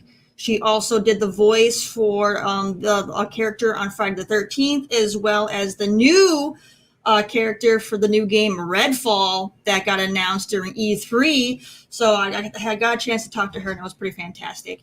The platform podcast I do on that's every Sunday. I do that here on Twitch. It's on the platform podcast. The platform podcast is the name of the Twitch channel. You can go ahead and check that out. Otherwise, I have my own podcast called Just a Glimpse, which you can check out on Spotify, Apple Podcasts, all that good fun stuff. Or you can check out the link for the official website that I made for it. You can catch me on Twitch during the week. I stream Monday through Thursday, 6 p.m. to like midnight Eastern time. Friday is an early stream, 2 to 6. And then Saturday, I do community nights from 6 to about 10, 11 p.m. Eastern. So you go ahead and you can check me out over there. And then you can find me on Twitter, Coolcat_Terri for that one. Otherwise, it's just like you see it here on YouTube. Everywhere else, just Twitter's the only one that has the underscore. So go ahead and follow me and stay in touch, because I do a lot of things on my Twitter that have to do with indie games. So if you like to get exposed to things that you aren't normally going to find, you can definitely get it there. Nice. Great stuff, guys. And last but not least, let's get over to the Shaddai Eternal. Let people know what's happening with you, bro. And how's life in the prison cell there? Well, actually, like I said earlier, I'm still working on it. So once we leave, I'm gonna start. If you don't believe me, there's still a hole right here. I just started a hole right there. So no, he needs a straight jacket on. Doesn't even make that whole vibe work. It'd be hilarious. I'm gonna tell you, coming at you from the mental institution. I was about to do something, but I'm like, since we're gonna have a guest, I'm gonna leave it probably for next week, and just to have a little bit of fun. But you could, guys, you could actually find me on Twitter, even on the Xbox console at Eternal Shaddai. Also on Twitch at ETE Shaddai. I have to abbreviate pretty much Eternal since he didn't want it to fit, or somebody he didn't want it to fit for me. And also I do podcasting on Saturday on Facebook Gaming, and also on YouTube called Mundo de Manco. Myself and 4 or 5 other guys, like the ones that I mentioned, they're also there, except Stitch is not there. But I love podcasting. I love talking about games, with everybody. Every day I learn something new, like I did today about the Game Pass and the smart deliveries. That's something that I never got the chance to use, but hearing from you guys and also from the chat, especially the chat. And now that I saw Tushy, congratulations, Tushy. And I'll see you next weekend. Absolutely. And like Scrubners posted on the screen, no drinking and driving, please. Party safely, responsible. Yes, please. People, be safe and be smart. We want you all back here in our chat, so we don't want to have any bad news after this long, awesome weekend's over too. So again, to all of my American friends, everybody in the chat, and obviously south of the border, guys, happy Independence Day. A lot to be proud of course, and definitely things to get done down in the south of the border as well, just like up here at home. Here in Canada, of course, it's our Canada Day weekend. We celebrated on the 1st, but a lot of people are basically taking the 1st and running it into the weekend since it was a day in between. So yeah, we kind of celebrate all on that same week. So just be safe, everybody. Be smart, and stay in the basement and play some games. Just have fun. Good stuff. And don't eat the warm potato salads. It's casket repair. Oh no. Do not light a firecracker while still in your hand. Yes, that's great comments. There you go. Scrub Runners probably knows that firsthand. Yes, I fixed a lot of mangled hands, so please don't. Yes. Mr. Kima, what's up, bro? Now, great people. And congratulations, Mr. Tushy. He must have heard that he won. Somebody must have sent him a DM, because all of a sudden he's in the chat. Yeah, so there you go, brother. You probably already have Game Pass, but I'm telling you, man, it's yours to do with what you please. I'm sure you can probably give it to a gamer that that doesn't have it or would like to have it. And please don't send it back to me. I'm gonna start getting all these DMs on these. Here's all these Game Pass codes, Newf. Like, please. Shit, man. Dreadpool, good to see you here, brother. Like I said, all our brothers from the Next Level Gaming podcast and here fast back with us. Mike Mullis, Jago Kukins here, man. The list goes on. Amazing people here, guys. Good stuff. And you know where to find me, always in the gutter. Again, Tuesday nights, Gaming After Dark with middle-aged game guy, Titan Drago. And again, we're giving away that second Game Pass code, courtesy of Crazy Greet Dude. Hopefully we'll see you out there for that one. And we'll try to keep next week's show under 3 hours. But hey, man, when stuff gets juicy, we always have some great chats here. It's good stuff. And the chat was very on top of things today. So great stuff, guys, everybody. Fuzzy, Belvedere, what's happening, bro? Take care. We'll see you guys soon. Any further thoughts, or we're good to get going? I just wanted to remind everybody real quick, don't forget Shadow Tactics Blaze of the Shogun. You can get it on sale for $4 until the 8th on Steam. Do not miss out. All right, otherwise it's on Xbox and PS4, and it has a free demo. So, try it before you buy it. Have some fun and enjoy. Have a great weekend, everybody. Like Coolcat Terri, somewhere I could probably get it for free. There's always that one person, like I said, man. But anyway, I don't want to drag on. Great show, great chat, great weekend, guys. Everybody be happy, be safe, play some games, and we'll catch up with you soon, guys. Take care, have fun. America. America.